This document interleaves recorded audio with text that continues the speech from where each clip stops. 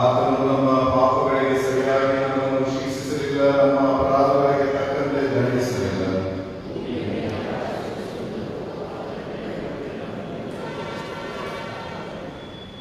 ಕರ್ತನು ನಮ್ಮ ಹೋಗಕಾಲಗಳಿಗೆ ಬದಲೇನು ಮಾಡಲಿ.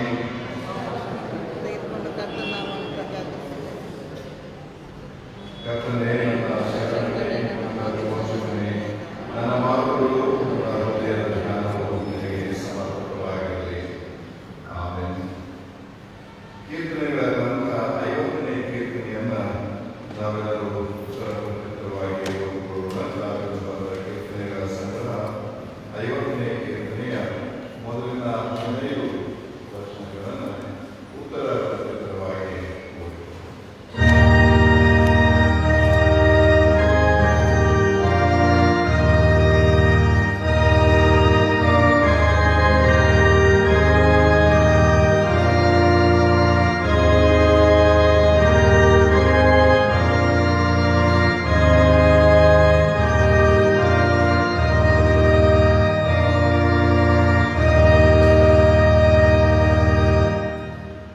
ದೇವದೇವನಾದ ಯೆಹೋವನು ಪೂರ್ವದಿಂದ ಪಶ್ಚಿಮ ದಿಕ್ಕಿನವರೆಗಿರುವ ಭೂನಿವಾಸಿಗಳೆಲ್ಲರನ್ನು ತನ್ನ ಸನ್ನಿಧಿಗೆ ಬರಬೇಕೆಂದು ಆಜ್ಞಾಪಿಸುತ್ತಾನೆ.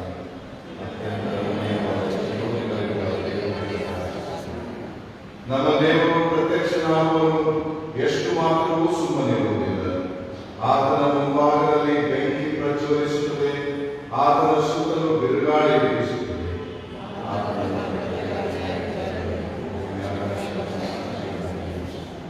ನನ್ನೊಡನೆ ಯಜ್ಞದ ಮೂಲಕ ಒಡಂಬಡಿಕೆಯನ್ನು ಮಾಡಿಕೊಂಡ ನನ್ನ ಭಕ್ತರನ್ನು ನನ್ನ ಬಳಿಗೆ ಕರ್ಕೊಂಡು ಬನ್ನಿರಿ ಎಂದು ಆಜ್ಞಾಪಿಸುತ್ತಾನೆ.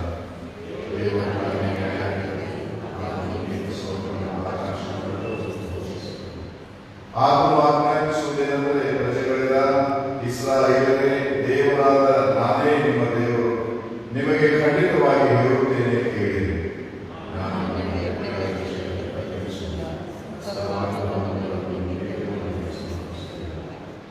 ಆದರೂ ನಿಮ್ಮ ಮನೆಗಳಿಂದ ನನಗೆ ಹೋಗಬೇಕಾಗಿಲ್ಲ, ನಿಮ್ಮ ದೊಡ್ಡಿಗಳಿಂದ ಹೋಗಬೇಕಾಗಿಲ್ಲ.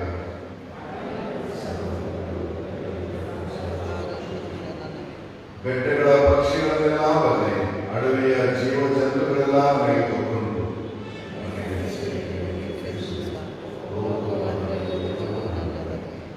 ನಾನು ಹೋರಿಗಳ ಮಾಂಸವನ್ನು ತಿನ್ನುವುದು, ಹೋತಗಳ ರಕ್ತವನ್ನು ಕುಡಿಯುವುದು ಉಂಟೆ.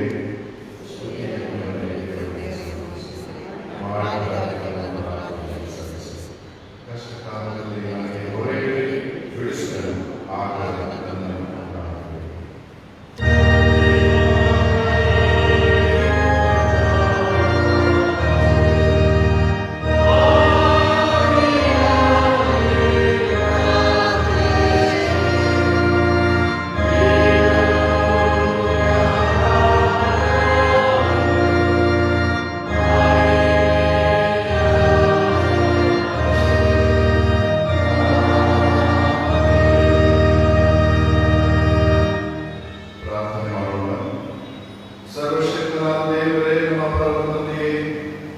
ನಿನ್ನಲ್ಲಿಯೇ ನಮಗೆ ಮನಃಶಾಂತಿಯು ಸಮಾಧಾನವು ದೊರಕುತ್ತವೆ. ಈ ಆರಾಧನೆಗೆ ನೀನು ನಮಗೆ ಪ್ರಸನ್ನನಾಗಬೇಕೆಂದು ಬೇಡುತ್ತೇವೆ. ನಿನ್ನ ಆತ್ಮಗಳ ವರಗಳನ್ನು ನಮ್ಮ ಮೇಲೆ ಸುರಿಸು. ಈ ಪವಿತ್ರ ಧ್ಯಾನ ಸಮಯದಿಂದ ನಾವು ದಿವ್ಯ ಲಾಭವನ್ನು ಪಡೆದು ನವಚೈತನ್ಯವನ್ನು ಹೊಂದಿ ನೀನು ನಮಗೆ ನೇಮಿಸಿದ ಕೆಲಸವನ್ನು ಮಾಡಿ ಮುಗಿಸಲು ಬಲಗೊಳ್ಳುವಂತೆ ಅನುಗ್ರಹಿಸಬೇಕೆಂದು ನಮ್ಮ ಕರ್ತನಾದ ಯೇಸು ಕ್ರಿಸ್ತನ ಮುಖಾಂತರ ನಿನ್ನನ್ನು ಬೇಡಿಕೊಳ್ಳುತ್ತೇವೆ. ಆಮೇಲೆ ಕರ್ತನ ಸನ್ನಿಧಾನದಲ್ಲಿ ಮೌನವಾಗಿದ್ದು ನಮ್ಮ ಪಾಪಾಪರಾಧಗಳನ್ನು ಹೀಗೆ ಅರಿಕೆ ಮಾಡೋಣ. ಸಂಖ್ಯೆ 127 ಇರುವಂಥ 2ನೇ ಪಾಪಗಳಿಗೆ ಪ್ರಾರ್ಥನೆಯನ್ನು ಅನುಸರಿಸಿ ನಮ್ಮೆಲ್ಲರ ಪಾಪಾಪರಾಧಗಳನ್ನು ದೇವರ ಮುಂದೆ ಒಪ್ಪಿಕೊಳ್ಳೋಣ. ನಾವು ಬಹಳ ತಪ್ಪು ಮಾಡಿ ಮನೋವಾಕ್ಕಾಯಗಳಿಂದ ಪಾಪ ಮಾಡಿದ್ದೇವೆಂದು ತಂದೆ, ಕುಮಾರನ ಪವಿತ್ರಾತ್ಮನನ್ನು ಸರ್ವಶಕ್ತ ದೇವರಿಗೆ ಅರ್ಪಣೆ ಮಾಡುತ್ತೇವೆ. ಆದ ಕಾರಣ ನಮ್ಮ ಮೇಲೆ ದಯವಿಟ್ಟು ದೇವರು ಪ್ರಾರ್ಥಿಸೋಣ. ಸರ್ವಶಕ್ತನಾದ ದೇವರೇ, ನಮ್ಮ ಮೇಲೆ ಕರುಣೆ ಇಟ್ಟು ನಮ್ಮ ಪಾಪಗಳನ್ನೆಲ್ಲ ಕ್ಷಮಿಸಿ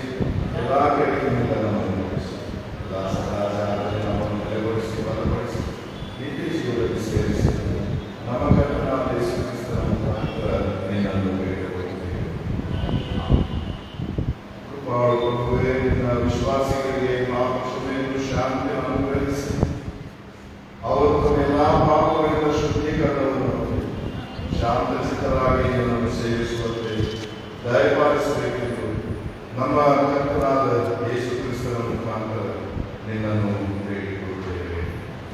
ಆಮೇಲೆ ಉಪಸಂಖ್ಯೆ 120 ಕೃತಜ್ಞತೆಯ ಪ್ರಾರ್ಥನೆಯನ್ನು ನಾವು ಸೇರಿ ದೇವರಿಗೆ ನಮ್ಮ ಉಪಕಾರಗಳನ್ನು ಸಲ್ಲಿಸೋಣ. ಸರ್ವಶಕ್ತನಾದ ದೇವರೇ, ಎಲ್ಲ ಮೇಲುಗಳಿಗೆ ಮೂಲ ತಂದೆ, ನೀನು ಎಲ್ಲ ಮನುಷ್ಯರಿಗೂ ಅಯೋಗ್ಯರಾದ ನಾವು ಬಹು ಪ್ರೀತಿಯೊಡನೆ ದಯಪಾಲಿಸುವ ವರಗಳಿಗಾಗಿ ಪೂರ್ಣ ಹೃದಯದಿಂದಲೂ ನಿನ್ನ ಭಾವನೆಯನ್ನು ನಿನಗೆ ಸ್ತೋತ್ರವನ್ನು ಸಲ್ಲಿಸುತ್ತೇವೆ. ನೀನು ನಮ್ಮನ್ನು ಉಂಟು ಮಾಡಿ ಸಾಕಿ ಸಲುವುದಕ್ಕಾಗಿ ನಮ್ಮ ಬಾಳಿನ ಸುಖ ದುಃಖಗಳಲ್ಲಿ ಕಾಲೋಚಿತ ಸಹಾಯವನ್ನು ತಿಳಿಸುವುದಕ್ಕಾಗಿ ನಿನ್ನನ್ನು ಕೊಂಡಾಡುತ್ತೇವೆ. ಮುಖ್ಯವಾಗಿ ನಮ್ಮ ಕರ್ತನಾದ ಯೇಸು ಕ್ರಿಸ್ತನ ಮುಖಾಂತರ ಉಂಟಾದ ಲೋಕರಕ್ಷಣೆಗೆ ತೋರಿ ಬಂದ ನಿನ್ನ ಅಮೂಲ್ಯ ಪ್ರೀತಿಗಾಗಿಯೂ ನೀನು ಅನುಗ್ರಹಿಸಿದ ಕೃಪಾ ಸಾಧನೆಗಳಿಗಾಗಿಯೂ ಪ್ರಭಾವದ ನಿರೀಕ್ಷೆಗಾಗಿಯೂ ನಿನ್ನನ್ನು ಕೊಂಡಾಡು. ನೀನು ಮಾಡಿದ ಉಪಕಾರಗಳನ್ನೆಲ್ಲ ನಾವು ಹಾಗೆ ನೆನೆಸಿ ಕೃತಜ್ಞರಾಗಿದ್ದು ಮಾತಿನಿಂದ ಮಾತ್ರವಲ್ಲೇ ಬಾಳಿನಿಂದಲೂ ನಿನ್ನನ್ನು ಸ್ತೋತ್ರ ಮಾಡುವಂತೆ ಅನುಗ್ರಹಿಸಿ ನಾವು ನಮ್ಮ ದೇಹಾತ್ಮಗಳನ್ನು ಸೇವೆಗೆ ಪ್ರತಿಷ್ಠಿಸಿಕೊಂಡು ನಮ್ಮ ಜೀವಮಾನಗಳ ನಿರ್ಮಲ ಚಿತ್ರದಿಂದಲೂ ನೀತಿಯಿಂದಲೂ ನಿನ್ನ ಮುಂದೆ ನಡೆದುಕೊಳ್ಳುವಂತೆ ದಯ ಮಾಡಬೇಕೆಂದು ನಮ್ಮ ಕರ್ತನಾದ ಯೇಸು ಕ್ರಿಸ್ತನ ಮುಖಾಂತರ ನಿನ್ನನ್ನು ಬೇಡಿಕೊಳ್ಳುತ್ತೇವೆ. ನಿನ್ನೊಂದಿಗೂ ಪವಿತ್ರಾತ್ಮದಲ್ಲಿ ಕೂಡಿರುವ ಆತನಿಗೆ ಸದಾಕಾಲವೂ ಮಾನವ ಪ್ರಭಾವವಿರಲಿ. ಪ್ರಾರ್ಥನೆ ಮಾಡೋಣ. ಕರ್ತನೇ, ನಿನಗೆ ಮೊರೆಯಿಡುವ ನಿನ್ನ ಜನರ ಪ್ರಾರ್ಥನೆಗಳನ್ನು ನೀನು ಲಾಲಿಸಿ ತಾವು ಏನು ಮಾಡಬೇಕೆಂಬುದನ್ನು ಅವರು ಬೇಸಿಸಿ ತಿಳುಕೊಳ್ಳುವುದಕ್ಕೂ ಅದನ್ನು ಸರಿಯಾಗಿ ಸ್ಥಿತಿಗೆ ತರುವುದಕ್ಕೂ ಅವರಿಗೆ ಕೃಪಾವರವು ಕಾಣುವುದವರೆಗೂ ಅನುಗ್ರಹಿಸಬೇಕೆಂದು ನಮ್ಮ ಪ್ರಭುವಾದ ಯೇಸು ಕ್ರಿಸ್ತನ ಮುಖಾಂತರ ನಿನ್ನನ್ನು ಬೇಡಿಕೊಳ್ಳುತ್ತೇವೆ. ವೇದ ಪಾರಾಯಣ ಆಲಿಸುವುದಕ್ಕಿಂತ ಮುಂಚೆ ಸಂಗೀತಗಳಲ್ಲಿ 80ನೇ ಸಂಗೀತವನ್ನು ನಾವು ಹಾಡಿಕೊಳ್ಳೋಣ. ಸಂಗೀತ 80 ಈ ಸಂಗೀತ ಹಾಡಿದ ಮೇಲೆ ಹಳೆ ಒಡಂಬಡಿಕೆಯಿಂದ ವೇದ ಪಾರಾಯಣ ನಡೆಸಿದ. ನೀತಿಸುವ ಕ್ರಿಸ್ತನು ಲೋಕಕ್ಕೆಲ್ಲ ಮೂಡಿದ್ದಾನೆ, ಜನರೆಲ್ಲರಿಂದಲೂ ಧನಮಾನ ಹೊಂದುತ್ತಾನೆ. ಕ್ರಿಸ್ತ ನಿಮಗೆ ವಂದನೆ ಮಾಡ ನಾನು ಬರಲಿ.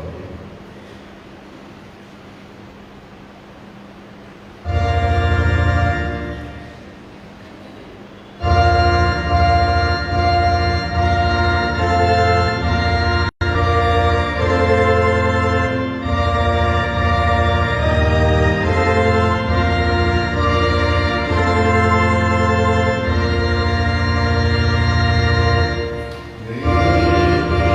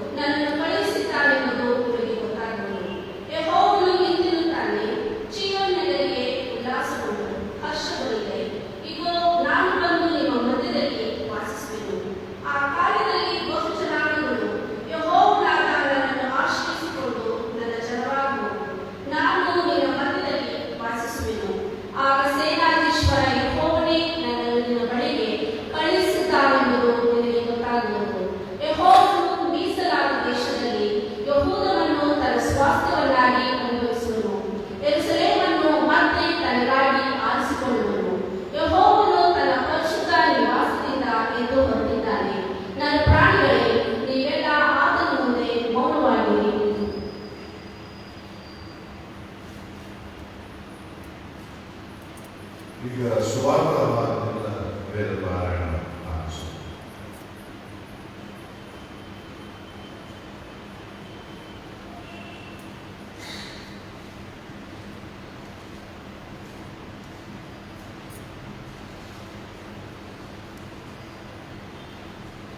ಸಂದೇವರು ಸುವಾರ್ತಾವಾದ ಪಠಿಸುತ್ತಿರುವ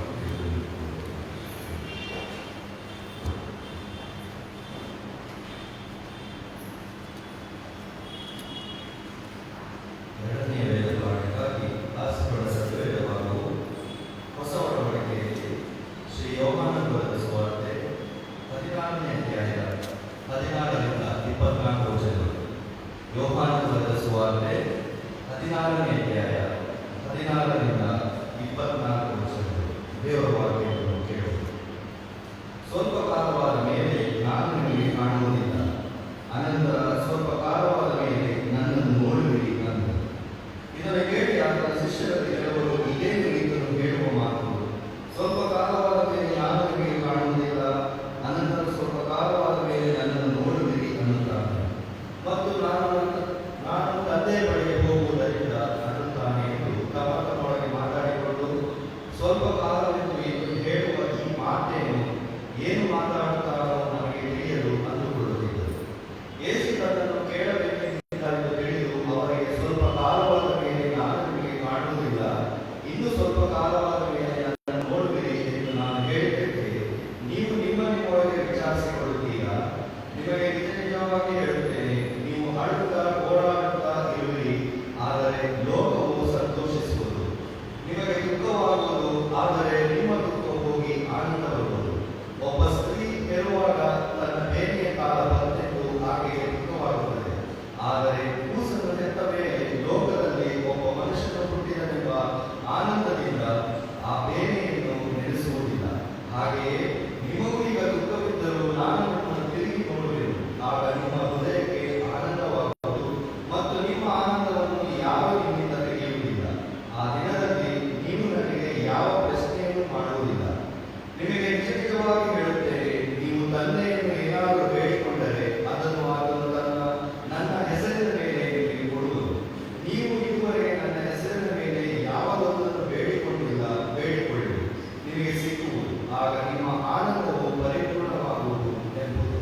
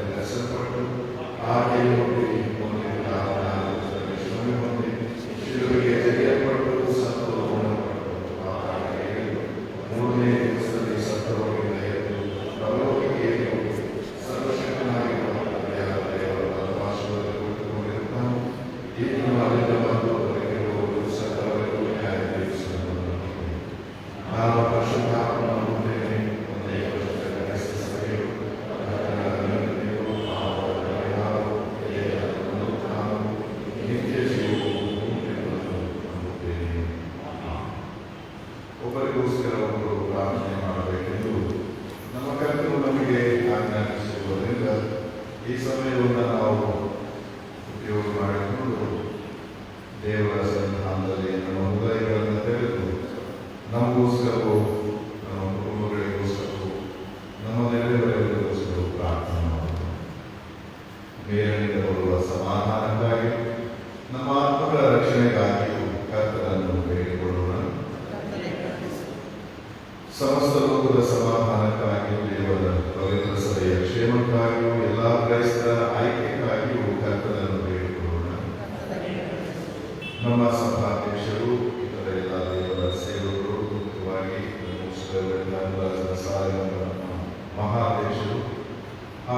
ಡೈರೆಕ್ಟರ್ಗಳು ರವಿಕುಮಾರ್ ಜೀಸ್ ನಿರಂಜನ್ ನಮ್ಮ ಅಧ್ಯಕ್ಷರು, ಉತ್ತರ ಭಾರತ ಸಭೆಯ ಮಹಾಧ್ಯಕ್ಷರು, ಮಾತೃಮಾ ಸಭೆಯ ಮೆಟ್ರೋಪಾಲಿಟನ್ ಇವರು ಧೈರ್ಯದಿಂದಲೂ ಶುದ್ಧ ಮನಸ್ಸಾಕ್ಷಿಯಿಂದಲೂ ತಮ್ಮ ಸೇವೆಯನ್ನು ನೆರವೇರಿಸುವಂತೆ ಇವರಿಗಾಗಿ ಕರ್ತನನ್ನು ಬೇಡಿಕೊಳ್ಳೋಣ. ನಮ್ಮ ರಾಷ್ಟ್ರಪತಿಯವರಿಗಾಗಿಯೂ, ಪ್ರಧಾನಮಂತ್ರಿಯವರಿಗಾಗಿಯೂ, ರಾಜ್ಯಪಾಲರಿಗಾಗಿಯೂ, ಮುಖ್ಯಮಂತ್ರಿಗಳಿಗಾಗಿಯೂ, ಸರ್ಕಾರದಲ್ಲಿ ಸೇವೆ ಸಲ್ಲಿಸುತ್ತಿರುವ ಎಲ್ಲರಿಗಾಗಿಯೂ ಕರ್ತನನ್ನು ಬೇಡಿಕೊಳ್ಳೋಣ. ರೋಗದಲ್ಲಿರುವವರು, ಕಷ್ಟದಲ್ಲಿರುವವರು, ದುಃಖಪಡುವವರು, ಸಾಯುವ ಸ್ಥಿತಿಯಲ್ಲಿರುವವರು ಇವರಿಗಾಗಿ ಕರ್ತನನ್ನು ಬೇಡಿಕೊಳ್ಳೋಣ. ಬಡವರು, ಹೊಟ್ಟೆಗೆ ಇಲ್ಲದವರು, ಅನಾಥರು, ವಿಧವೆಯರು, ಹಿಂಸೆಗೆ ಗುರಿಯಾದವರು ಇವರಿಗಾಗಿ ಕರ್ತನನ್ನು ಬೇಡಿಕೊಳ್ಳೋಣ. ನಮ್ಮನ್ನು ಕತ್ತಲೆಯೊಳಗಿಂದ ಕರೆದು ತನ್ನ ಆಶ್ಚರ್ಯಕರವಾದ ಬೆಳಕಿನಲ್ಲಿ ಸೇರಿಸಿದ ಆತನ ಗುಣಾತಿಶಯಗಳನ್ನು ನಾವು ಪ್ರಚಾರ ಮಾಡುವವರಾಗಿರುವಂತೆ ನಮಗಾಗಿಯೂ ಕ್ರಿಸ್ತನ ಹೆಸರನ್ನು ಹೇಳಿಕೊಳ್ಳುವವರೆಲ್ಲರಿಗಾಗಿಯೂ ಕರ್ತನನ್ನು ಬೇಡಿಕೊಳ್ಳೋಣ. ಇಹದಲ್ಲಿ ಕರ್ತನ ಸೇವೆ ಮಾಡಿ ಈಗ ವಿಶ್ರಾಂತಿಯಿರುವ ದೇವರ ಸೇವಕರೆಲ್ಲರಿಗೋಸ್ಕರ ಆತನನ್ನು ಕೊಂಡಾಡುತ್ತಾ ನಾವು ಅವರಿಗೆ ಸೇರಿ ಆತನ ಶಾಶ್ವತ ಸೌಭಾಗ್ಯದಲ್ಲಿ ಪಾಲುಗಾರರಾಗುವಂತೆ ಕರ್ತನನ್ನು ಬೇಡಿಕೊಳ್ಳೋಣ. ಕ್ಷಣ ಹೊತ್ತು ಮೌನವಾಗಿ ನಮ್ಮ ಹೃದಯಗಳಲ್ಲಿರುವ ಭಾರಗಳನ್ನು ನಮಗೆ ನಮಗೋಸ್ಕರ ಪ್ರಾರ್ಥನೆ ಮಾಡಲೇಬಾಗಿ ಕೇಳಿದ್ದಾರೋ ಅದನ್ನು ಮಾಡಿಕೊಂಡು ನಮ್ಮ ಹೃದಯಗಳಲ್ಲಿ ಪ್ರಾರ್ಥಿಸೋಣ.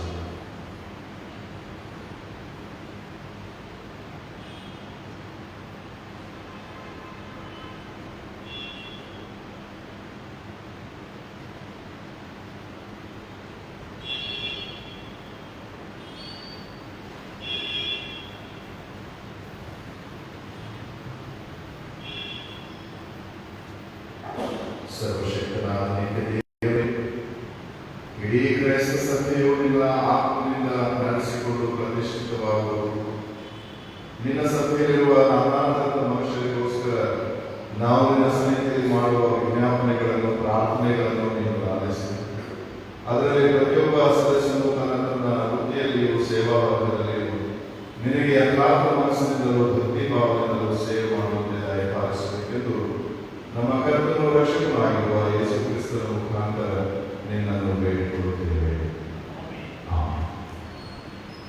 ಸಭಾ ಪ್ರಕಟಣೆಗಳನ್ನು ಈಗ ಕೇಳೋಣ.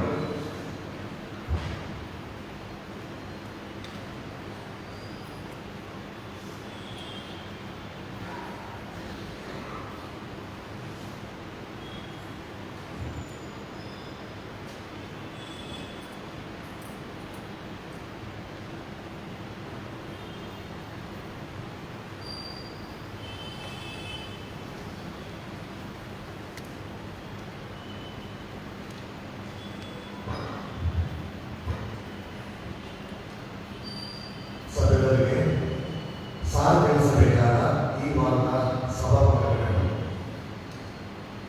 ಕಳೆದ ವಾರದ ಸುಗ್ಗಿ ಹಬ್ಬದ ವಿಶೇಷ ಆರಾಧನೆಯಲ್ಲಿ ಕೊಡುಗೆಯಾದ ಕಾಣಿಕೆ ವಿವರಗಳು ಇರುತ್ತಿದೆ. ಬೆಳಗಿನ ಆರಾಧನೆಯಲ್ಲಿ ಕೊಡುಗೆಯಾದ ಕಾಣಿಕೆ 15,510 ರೂಪಾಯಿಗಳು. ಕೃತಜ್ಞತಾ ಕಾಣಿಕೆಗೆ ಬಂದದ್ದು 4,681 ರೂಪಾಯಿಗಳು. ದೇವಾಲಯದ ನಿರ್ವಹಣಾ ಕಾಣಿಕೆಯಾಗಿ 5,250 ರೂಪಾಯಿಗಳು ಬಂದಿರುತ್ತದೆ. ಬಡವರ ನಿಧಿಗೆ 2,900 ರೂಪಾಯಿಗಳು. ಮಕ್ಕಳ ವಿದ್ಯಾರ್ಥಿಗಳಿಗೆ ಬಂದ ಕಾಣಿಕೆ 5,700 ರೂಪಾಯಿಗಳು. ಮೆಡಿಕಲ್ ರಿಲೀಫ್ ಫಂಡ್ಗೆ 2,321 ರೂಪಾಯಿಗಳು ಮತ್ತು ಸುಗ್ಗಿ ಹಬ್ಬದ ಲಕೋಟೆಗಳನ್ನು ಬಂದ ಕಾಣಿಕೆ 42,251 ರೂಪಾಯಿಗಳು. ಹೀಗೆ ಕೊಡುಗೆಯಾದ ಒಟ್ಟು ಕಾಣಿಕೆ 78,612 ರೂಪಾಯಿಗಳು. ಈ ಕೊಡುಗೆಯಾದ ಒಟ್ಟು ಕಾಣಿಕೆ 78,612 ರೂಪಾಯಿಗಳು. ಮತ್ತು ನಂತರ ನಡೆದ ಸುಗ್ಗಿ ಹಬ್ಬದ ಹರಾಜಿನಲ್ಲಿ ಹರಾಜಾದ ವಸ್ತುಗಳ ಒಟ್ಟು ಹಣ 1,98,280 ರೂಪಾಯಿಗಳು.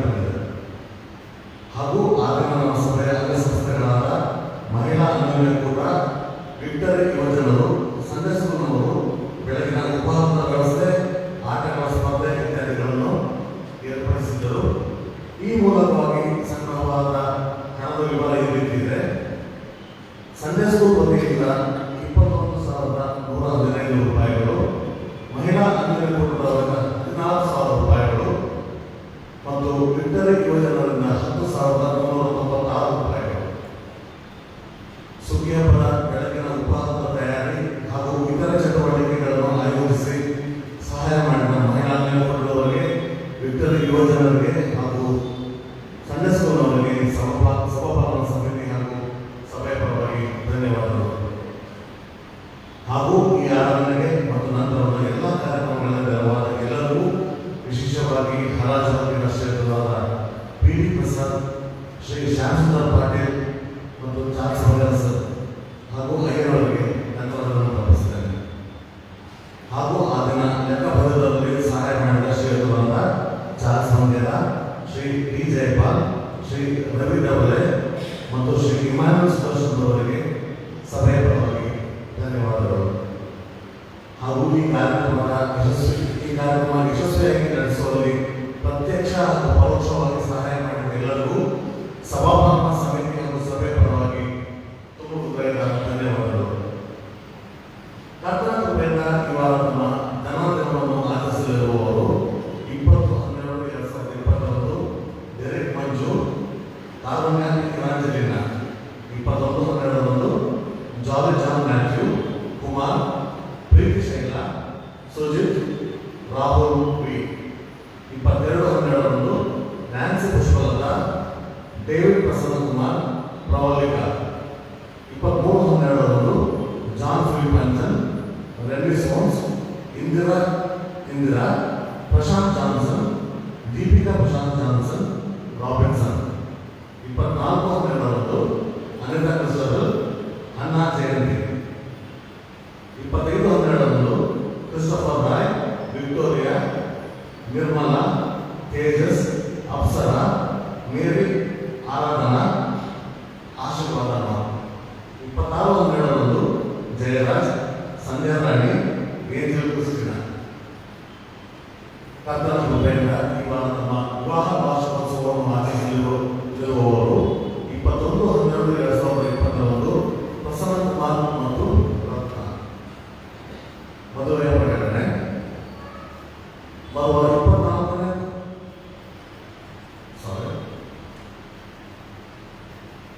ನಮ್ಮ ಸಭೆಯ ಸದಸ್ಯರಾದ ಶ್ರೀ ಡೇವಿಡ್ ಪ್ರಕಾಶ್ ಅವರ ಮಗನಾದ ಸುಮಂತ್ ಎಂಬಾತನಿಗೂ, ಹುಬ್ಬಳ್ಳಿಯ ಮೇಯರ್ ಮೆಮೋರಿಯಲ್ ಚರ್ಚ್ನ ಸದಸ್ಯರಾದ ಶ್ರೀ ದಿವಾಕರ್ ಎಂಬುವರ ಮಗಳಾದ ಕುಮಾರಿ ನಯೋಮಿ ಲತಾ ಎಂಬಾಕೆಗೂ ಪರಿಶುದ್ಧ ವಿವಾಹವು ನಡೆಯಲು ಪ್ರಕಟಿಸುತ್ತೇನೆ. ಇದು 2ನೇ ಮತ್ತು 3ನೇ ಪ್ರಕಟಣೆಯಾಗಿರುತ್ತದೆ. ಇವರು ಮದುವೆ ಆಗಬಹುದು ಎಂಬುದಕ್ಕೆ ನ್ಯಾಯಸಮ್ಮತವಾದ ಕಾರಣಗಳೇನಾದರೂ ಇರುವುದಾದರೆ ಅಂಥವರು ಲಿಖಿತ ರೂಪದಲ್ಲಿ ಸಭಾಪಾಲಕರಿಗೆ ತಿಳಿಸತಕ್ಕದ್ದು. ತದನಂತರ ಯಾವುದಕ್ಕೆ ಅಡ್ಡಿಪಡಿಸಬಾರದು. ಮದುವೆ ಮೂಲಕ ಒಂದರಲ್ಲಿಗೆ ನಿಶ್ಚಯಿಸಿಕೊಂಡವರಿಗೆ ದೇವರ ಆಶೀರ್ವಾದಗಳನ್ನು ಬರಲೆಂದು ಪ್ರಾರ್ಥಿಸಬೇಕಾಗಿ ಕೇಳಿಕೊಳ್ಳುತ್ತೇನೆ.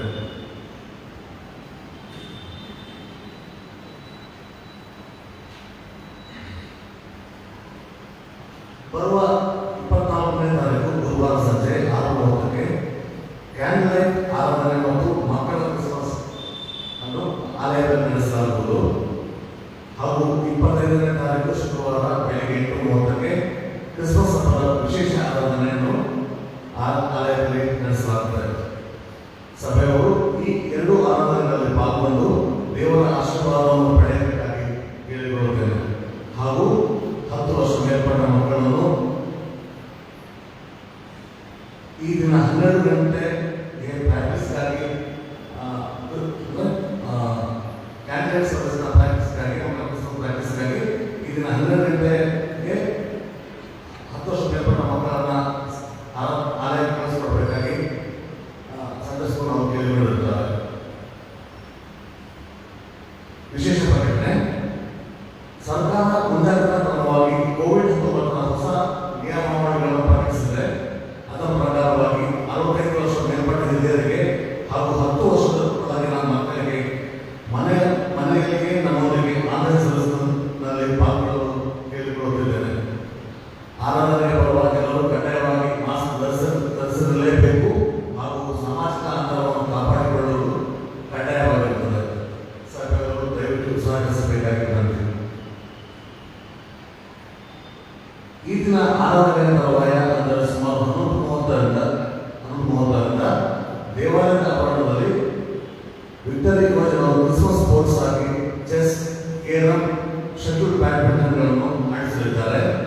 ಆಸಕ್ತರು ತಮ್ಮ ಹೆಸರು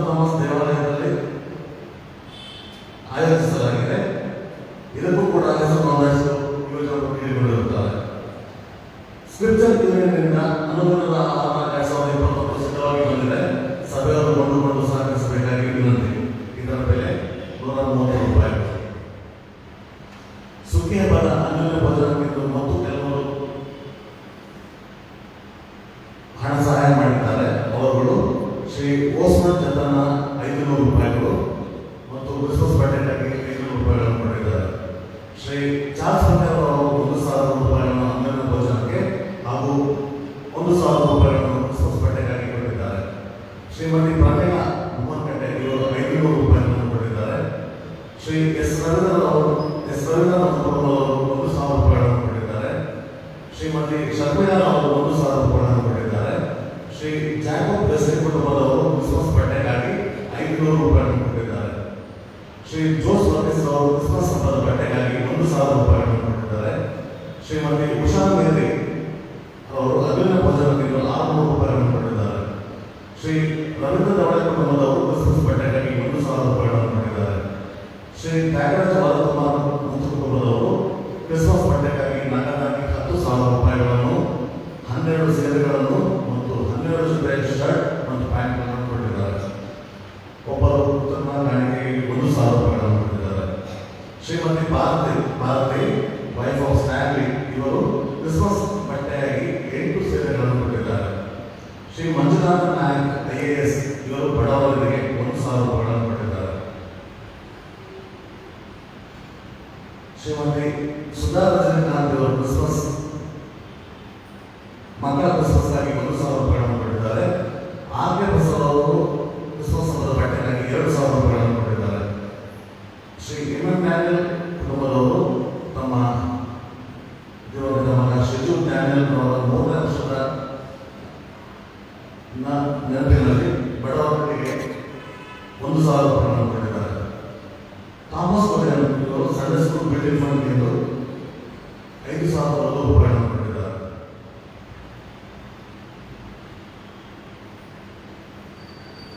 ಬಡವರಿಗೆ ಕ್ರಿಸ್ಮಸ್ ಪ್ರಯುಕ್ತ ಬಟ್ಟೆ ವಿತರಣಾ ಕಾರ್ಯ ನಡೆಯುತ್ತಾ ಇದೆ.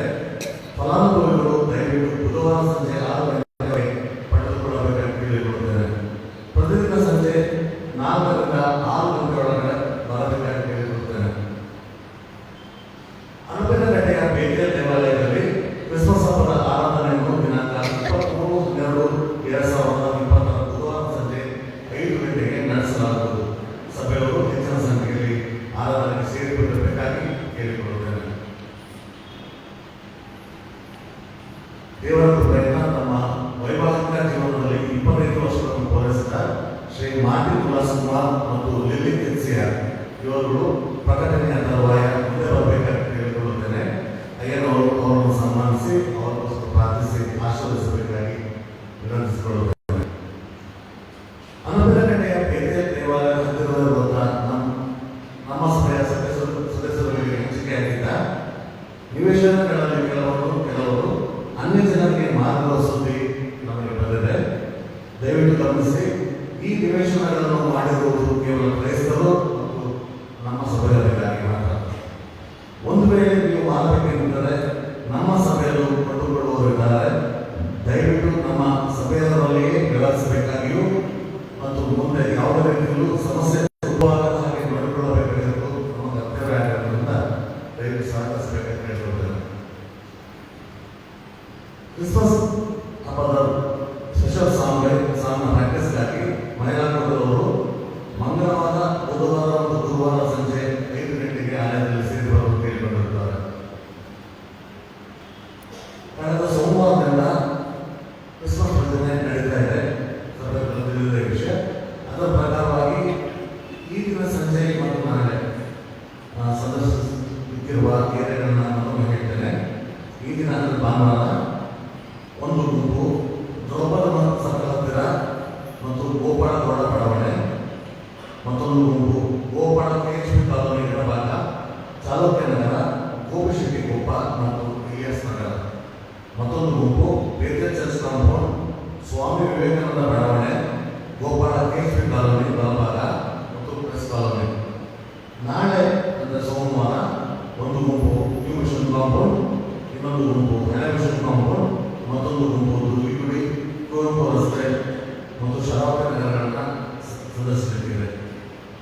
22/12 ಬಿಟ್ಟು ಹೋದ ಮನೆಗಳನ್ನು ನಾವು ಸಂದರ್ಶನ ಮಾಡಿದ್ದೇವೆ. ಹಾಗೂ ನಾವು ಈಗ ಸಂದರ್ಶನ ಮಾಡಿದ ಏರಿಯಾಗಳಲ್ಲಿ ಯಾರಾದರೂ ಮನೆ ಬಿಟ್ಟು ಹೋಗಿದ್ದಾರೆ ದಯಮಾಡಿ ತಿಳಿಸಿದರೆ 22 ಮನೆಗಳನ್ನ ಸಂದರ್ಶನ ಮಾಡಲಿಕ್ಕೆ ವ್ಯವಸ್ಥೆ ಮಾಡಿದ್ದೀವಿ.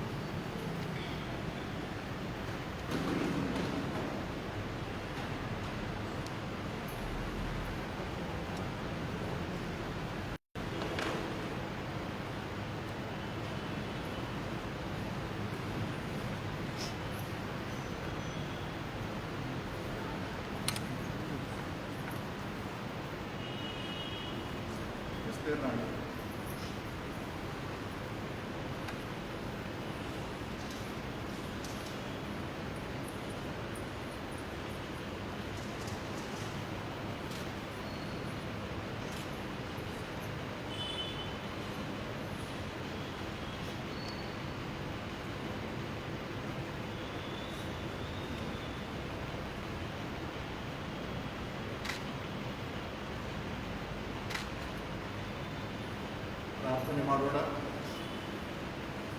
ನಮ್ಮೆಲ್ಲರನ್ನು ಬಹಳವಾಗಿ ಪ್ರೀತಿ ಮಾಡುತ್ತಾ ಬಂದಿರುವ ಯೇಸು ಸ್ವಾಮಿಯಲ್ಲಿ ತಂದೆಯಾದ ದೇವರೇ, ಈ ದಿವಸ ನಮ್ಮ ಮಧ್ಯದಲ್ಲಿರುವಂತಹ ನಮ್ಮವರೇ ಆಗಿರುವ ಮಾರ್ಟಿನ್ ಮತ್ತು ಅವರ ಪತ್ನಿ ಲಿಲ್ಲಿಯವರಿಗಾಗಿ ನಿನಗೆ ಸ್ತೋತ್ರ ಮಾಡುತ್ತೇವೆ. ದಾಂಪತ್ಯ ಜೀವನದ 25 ಸಂವತ್ಸರಗಳನ್ನು ದಾಟಿ ಬಂದಿರುವ ಕೃಪೆ ನೀನು ಕೊಟ್ಟಿದ್ದಿ, ಅದಕ್ಕಾಗಿ ನಿನಗೆ ಸ್ತೋತ್ರ. ಅವರ ಜೀವನದಲ್ಲಿ ಒಂದು ಮೈಲಿಗಲ್ಲಾಗಿ ಇದನ್ನು ಅನುಗ್ರಹಿಸಿದ್ದಿ, ಆಶೀರ್ವಾದವಾಗಿ ಕೊಟ್ಟಿದ್ದಿ, ನಿನಗೆ ಸ್ತೋತ್ರ. 25 ವರ್ಷಗಳ ಈ ಸುದೀರ್ಘ ಪ್ರಯಾಣದಲ್ಲಿ ಮಕ್ಕಳನ್ನು ಅನುಗ್ರಹಿಸಿದ್ದಿ. ಎಲ್ಲ ಏರಿಳಿತಗಳಲ್ಲಿ ಕರ್ತನೆಯವರು ಎಲ್ಲವನ್ನ ಸಹಿಸಿಕೊಂಡು, ಎಲ್ಲವನ್ನ ಕ್ಷಮಿಸಿಕೊಂಡು, ಎಲ್ಲವನ್ನ ಮರೆತು ಕೇವಲ ಒಬ್ಬರನ್ನೊಬ್ಬರು ಪ್ರೀತಿಸುತ್ತಾ ಈ ಸಂಸಾರ ನೌಕೆಯನ್ನು ದಾಟಿಸುವಲ್ಲಿ ಹೆಗಲಿಗೆ ಹೆಗಲು ಕೊಟ್ಟು ಮುನ್ನಡೆಯುತ್ತಾ ನೀನು ಸಹಾಯ ಮಾಡಿದ್ದಿ. ನಿನಗೆ ವಂದನೆಗಳು. ನಿನ್ನ ಕರುಣೆ, ನಿನ್ನ ಕೃಪೆ ಹೀಗೆ ಇವರ ಮೇಲಿರಲಿ. ಕೊಟ್ಟಂತ ಈ ಹೊಸ ವರ್ಷ, ಮುಂಬರುವ ಎಲ್ಲ ವರ್ಷಗಳು ಇವರಿಗೆ ಸ್ವಾಮಿ ಸುಕ್ಷೇಮ ಭದ್ರತೆಗಳನ್ನು ಅನುಗ್ರಹಿಸಿ, ಆಯುರಾರೋಗ್ಯ ಕ್ಷೇಮವನ್ನು ಕೊಟ್ಟು, ಸಮಾಧಾನ ನೆಮ್ಮದಿ ಕೊಟ್ಟು, ಇವರ ಮಕ್ಕಳಿಗೆ ಉಜ್ವಲವಾದ ಭವಿಷ್ಯವನ್ನು ಅನುಗ್ರಹಿಸಿ ಆಶೀರ್ವದಿಸಲಿ ಎಂದು ಬೇಡಿಕೊಳ್ಳುತ್ತಾ, ಈ ದಂಪತಿಗಳನ್ನು ಇವರು ಆಚರಿಸಿಕೊಂಡಿರುವ ಬೆಳ್ಳಿ ಮಹೋತ್ಸವವನ್ನು ನಿನ್ನ ಕರೆಗಳಿಗೆ ಒಪ್ಪಿಸ್ತೇವೆ. ನಿನ್ನ ದಯೆ ಇವರ ಮೇಲಿರಲಿ. ಯೇಸುವಿನ ನಾಮದಲ್ಲಿ ಬೇಡಿದ್ದೇವೆ ನಮ್ಮ ತಂದೆಯೇ.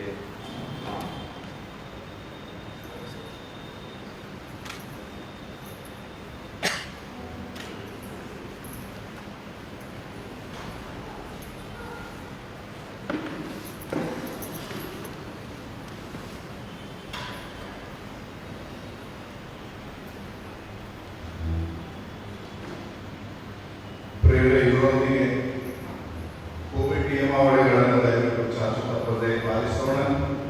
ಯಾಕಂದರೆ ನಾವು ಈ ಒಂದು ಭೇಟಿಯ ಮಧ್ಯದಲ್ಲಿ ಇರುವುದರಿಂದ ಅನೇಕ ಕಣ್ಗಾವಲುಗಳು ನಮ್ಮ ಮೇಲೆ ಇರ್ತವೆ. ಯಾವುದೇ ಅಸಮಾಧಾನಕ್ಕೆ ಎಡೆಗೊಡದ ಹಾಗೆ 65 ವರ್ಷ ಮೇಲ್ಪಟ್ಟ ಹಿರಿಯರು ಹಾಗೂ 10 ವರ್ಷದ ಒಳಗಿರುವ ಮಕ್ಕಳು ಮನೆಯಲ್ಲಿ ನಮ್ಮೊಂದಿಗೆ ಇಟ್ಟುಕೊಂಡು ಈ ಆರಾಧನೆಗಳಲ್ಲಿ ಪಾಲ್ಗೊಳ್ಳಬೇಕಾಗಿ ಕೇಳಿಕೊಳ್ಳುತ್ತೇನೆ. ಇದು ಸ್ವಲ್ಪ ನೋವಿನ ಸಂಗತಿ, ನಮಗೂ ಅರ್ಥವಾಗ್ತದೆ. ಆದರೆ ಸರ್ಕಾರ ನಿಯಮಗಳನ್ನು ಕೊಟ್ಟಿರುವುದರಿಂದ ನಾವು ಚಾಚು ತಪ್ಪದೆ ಪಾಲಿಸಬೇಕಾಗಿದೆ. ಮತ್ತು ಅದನ್ನೇ ಬಿಷಪರು ಕೂಡ ನಮಗೆ ಪತ್ರದ ಮೂಲಕವಾಗಿ ಈ ಒಂದು ಕಾರ್ಯದರ್ಶಿಗಳ ಮೂಲಕವಾಗಿ ರವಾನಿಸಿದ್ದಾರೆ. ನಿಮ್ಮ ಆರಾಧನೆಗಳಲ್ಲಿ, ಸಭೆಗಳಲ್ಲಿ ಸರ್ಕಾರ ಕೊಟ್ಟಿರುವಂತಹ ನಿಯಮಾವಳಿಗಳನ್ನು ಚಾಚು ತಪ್ಪದೆ ಪಾಲಿಸಿರಿ. ಏನಾದರೂ ತೊಂದರೆಗಳಾದರೆ ಅದಕ್ಕೆ ನೀವೇ ಹೊಣೆಗಾರರಾಗಿ ಕೂಡ ಹೇಳಿದ. ಆದ್ದರಿಂದ ದಯವಿಟ್ಟು ಈ ವಿಷಯದಲ್ಲಿ ನಿಮ್ಮ ಸಹಕಾರಗಳನ್ನು ಮತ್ತೊಮ್ಮೆ ಕೋರಬಹುದಾಗಿದೆ. ನಮ್ಮ NKA ಅಂದರೆ ಎಕ್ಸ್ ಆಂಗ್ಲಿಕನ್ ಚರ್ಚ್ನವರು ನಮ್ಮ ಇಡೀ ಸಭಾ ಪ್ರಾಂತದ 50ನೇ ವರ್ಷದಲ್ಲಿ ನಾವಿದ್ದೇವೆ. ಸಭಾ ಪ್ರಾಂತ ಪ್ರಾರಂಭವಾಗಿ ಅಂದರೆ ಉತ್ತರ ಸಭಾ ಪ್ರಾಂತ ಪ್ರಾರಂಭವಾಗಿ 50 ವರ್ಷಗಳು ದಾಟ್ತಾ ಇವೆ. ಆ ನಿಮಿತ್ತವಾಗಿ ಅವರ ಸವಿನೆನಪಿಗಾಗಿ ಒಂದು ಟೀ ಕುಡಿಯುವ ಕಪ್ಪನ್ನು ಅವರು 50 ವರ್ಷಗಳ ಚಿತ್ರದೊಂದಿಗೆ ಮಾಡಿದ್ದಾರೆ. ಇದರ ಬೆಲೆ 120 ರೂಪಾಯಿ. ಇದರಿಂದ ಬರುವಂತಹ ಲಾಭವನ್ನು ಡಯಾಸಿಸ್ನ ಪ್ರಾಜೆಕ್ಟ್ಗಳಿಗೆ ಉಪಯೋಗ ಮಾಡಿದ್ದಾರೆ. ಆದ್ದರಿಂದ ಇವು ನನ್ನಲ್ಲಿ ದೊರೆಯುತ್ತವೆ. ಅದರಿಂದ ಬಂದು ತೆಗೆದುಕೊಳ್ಬೋದು, ಅಥವಾ ಸಾಧ್ಯವಾದರೆ ನಾವು ಹೊರಗಡೆ ನಮ್ಮ ಸಭೆಯವರು ಯಾರಾದರೂ ಸಹಾಯ ಮಾಡಲಿಕ್ಕಿದ್ದಾರೆ, ಅಲ್ಲಿ ನೀವು ಕೊಂಡುಕೊಳ್ಬೋದು. ಇದರೊಂದಿಗೆ NKA ಅಂದರೆ ಕ್ಲಾಸಿಕ್ ಮಿಷನ್ ಏರಿಯಾದವರು ಟೀ ಶರ್ಟ್ ಮತ್ತು ಕ್ಯಾಪ್ಗಳನ್ನು ಮಾಡಿದ್ದಾರೆ. ಕೆಲವರು ಕೊಂಡುಕೊಂಡಿದ್ದೀರಿ, ಇನ್ನು ಕೆಲವರು ದಯವಿಟ್ಟು ಅವರನ್ನು ಕೊಂಡುಕೊಂಡ್ರೆ ಇವು ನಾವು ಸರಿಯಾಗಿ ಎಲ್ಲವನ್ನ ನಿರ್ವಹಿಸಿ ಹಣವನ್ನು ಅವರಿಗೆ ಬಹುಬೇಗನೆ ತಲುಪಿಸಬೇಕಾಗಿದೆ. ಇದನ್ನು ಯಾರಿಗಾದರೂ ನೀವು ಕ್ರಿಸ್ಮಸ್ ಉಡುಗೊರೆಯಾಗಿ ಕೊಡ್ಬೋದು. ಟೀ ಶರ್ಟ್ನ ನಿಮ್ಮ ಮಕ್ಕಳು, ಮೊಮ್ಮಕ್ಕಳಿಗೆ, ನೆರೆಯವರಿಗೆ ಕ್ಯಾಪ್ಗಳನ್ನು, ಈ ಕಪ್ಪುಗಳನ್ನು ಒಂದು ಚಿಕ್ಕ ಉಡುಗೊರೆಯಾಗಿ ನೀವು ಕೊಟ್ಟರು ಕೂಡ ಒಳ್ಳೆಯ ಒಂದು ಅವಕಾಶ. ಆದ್ದರಿಂದ ಇವುಗಳನ್ನು ಕೊಂಡುಕೊಂಡು ಕರ್ತನ ಸೇವೆಯನ್ನು ಪ್ರೋತ್ಸಾಹಿಸಬೇಕಾಗಿ ನಿಮ್ಮನ್ನು ಮತ್ತೊಮ್ಮೆ ಹೇಳಿಕೊಡುತ್ತೇನೆ. ನಮ್ಮ ಕಾಣಿಕೆಗಳನ್ನು ನಾವು ದೇವರಿಗೆ ಸಮರ್ಪಿಸುವ ಸಮಯ ಬಂದರೆ ಈ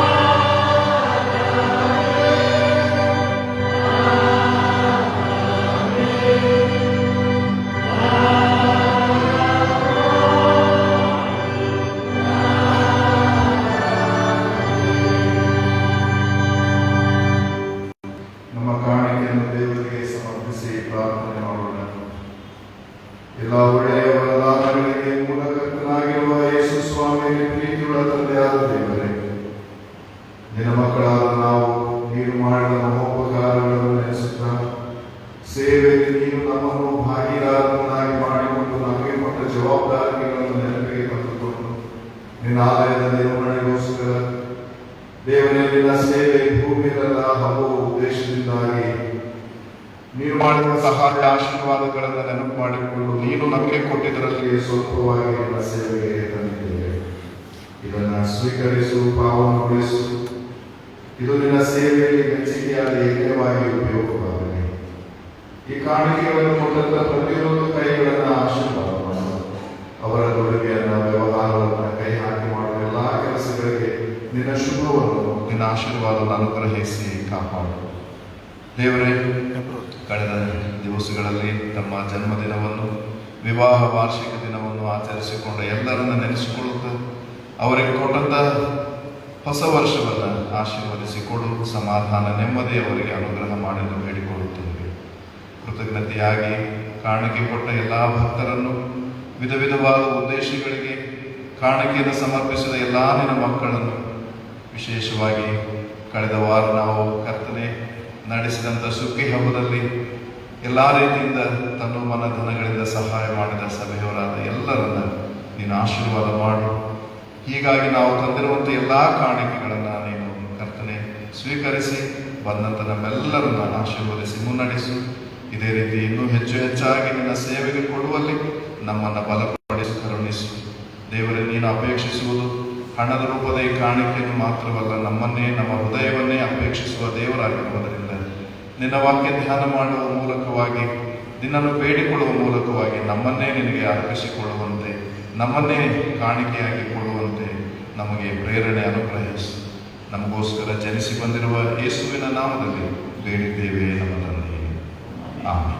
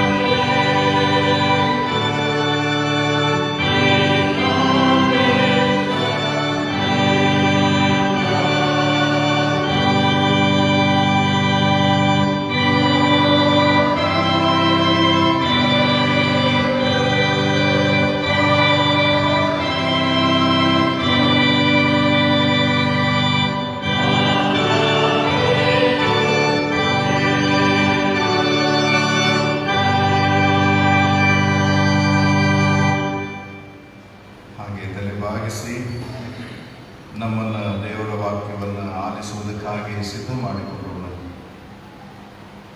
ಕರ್ತನೇ, ನಮ್ಮ ಒಡೆಯನೇ,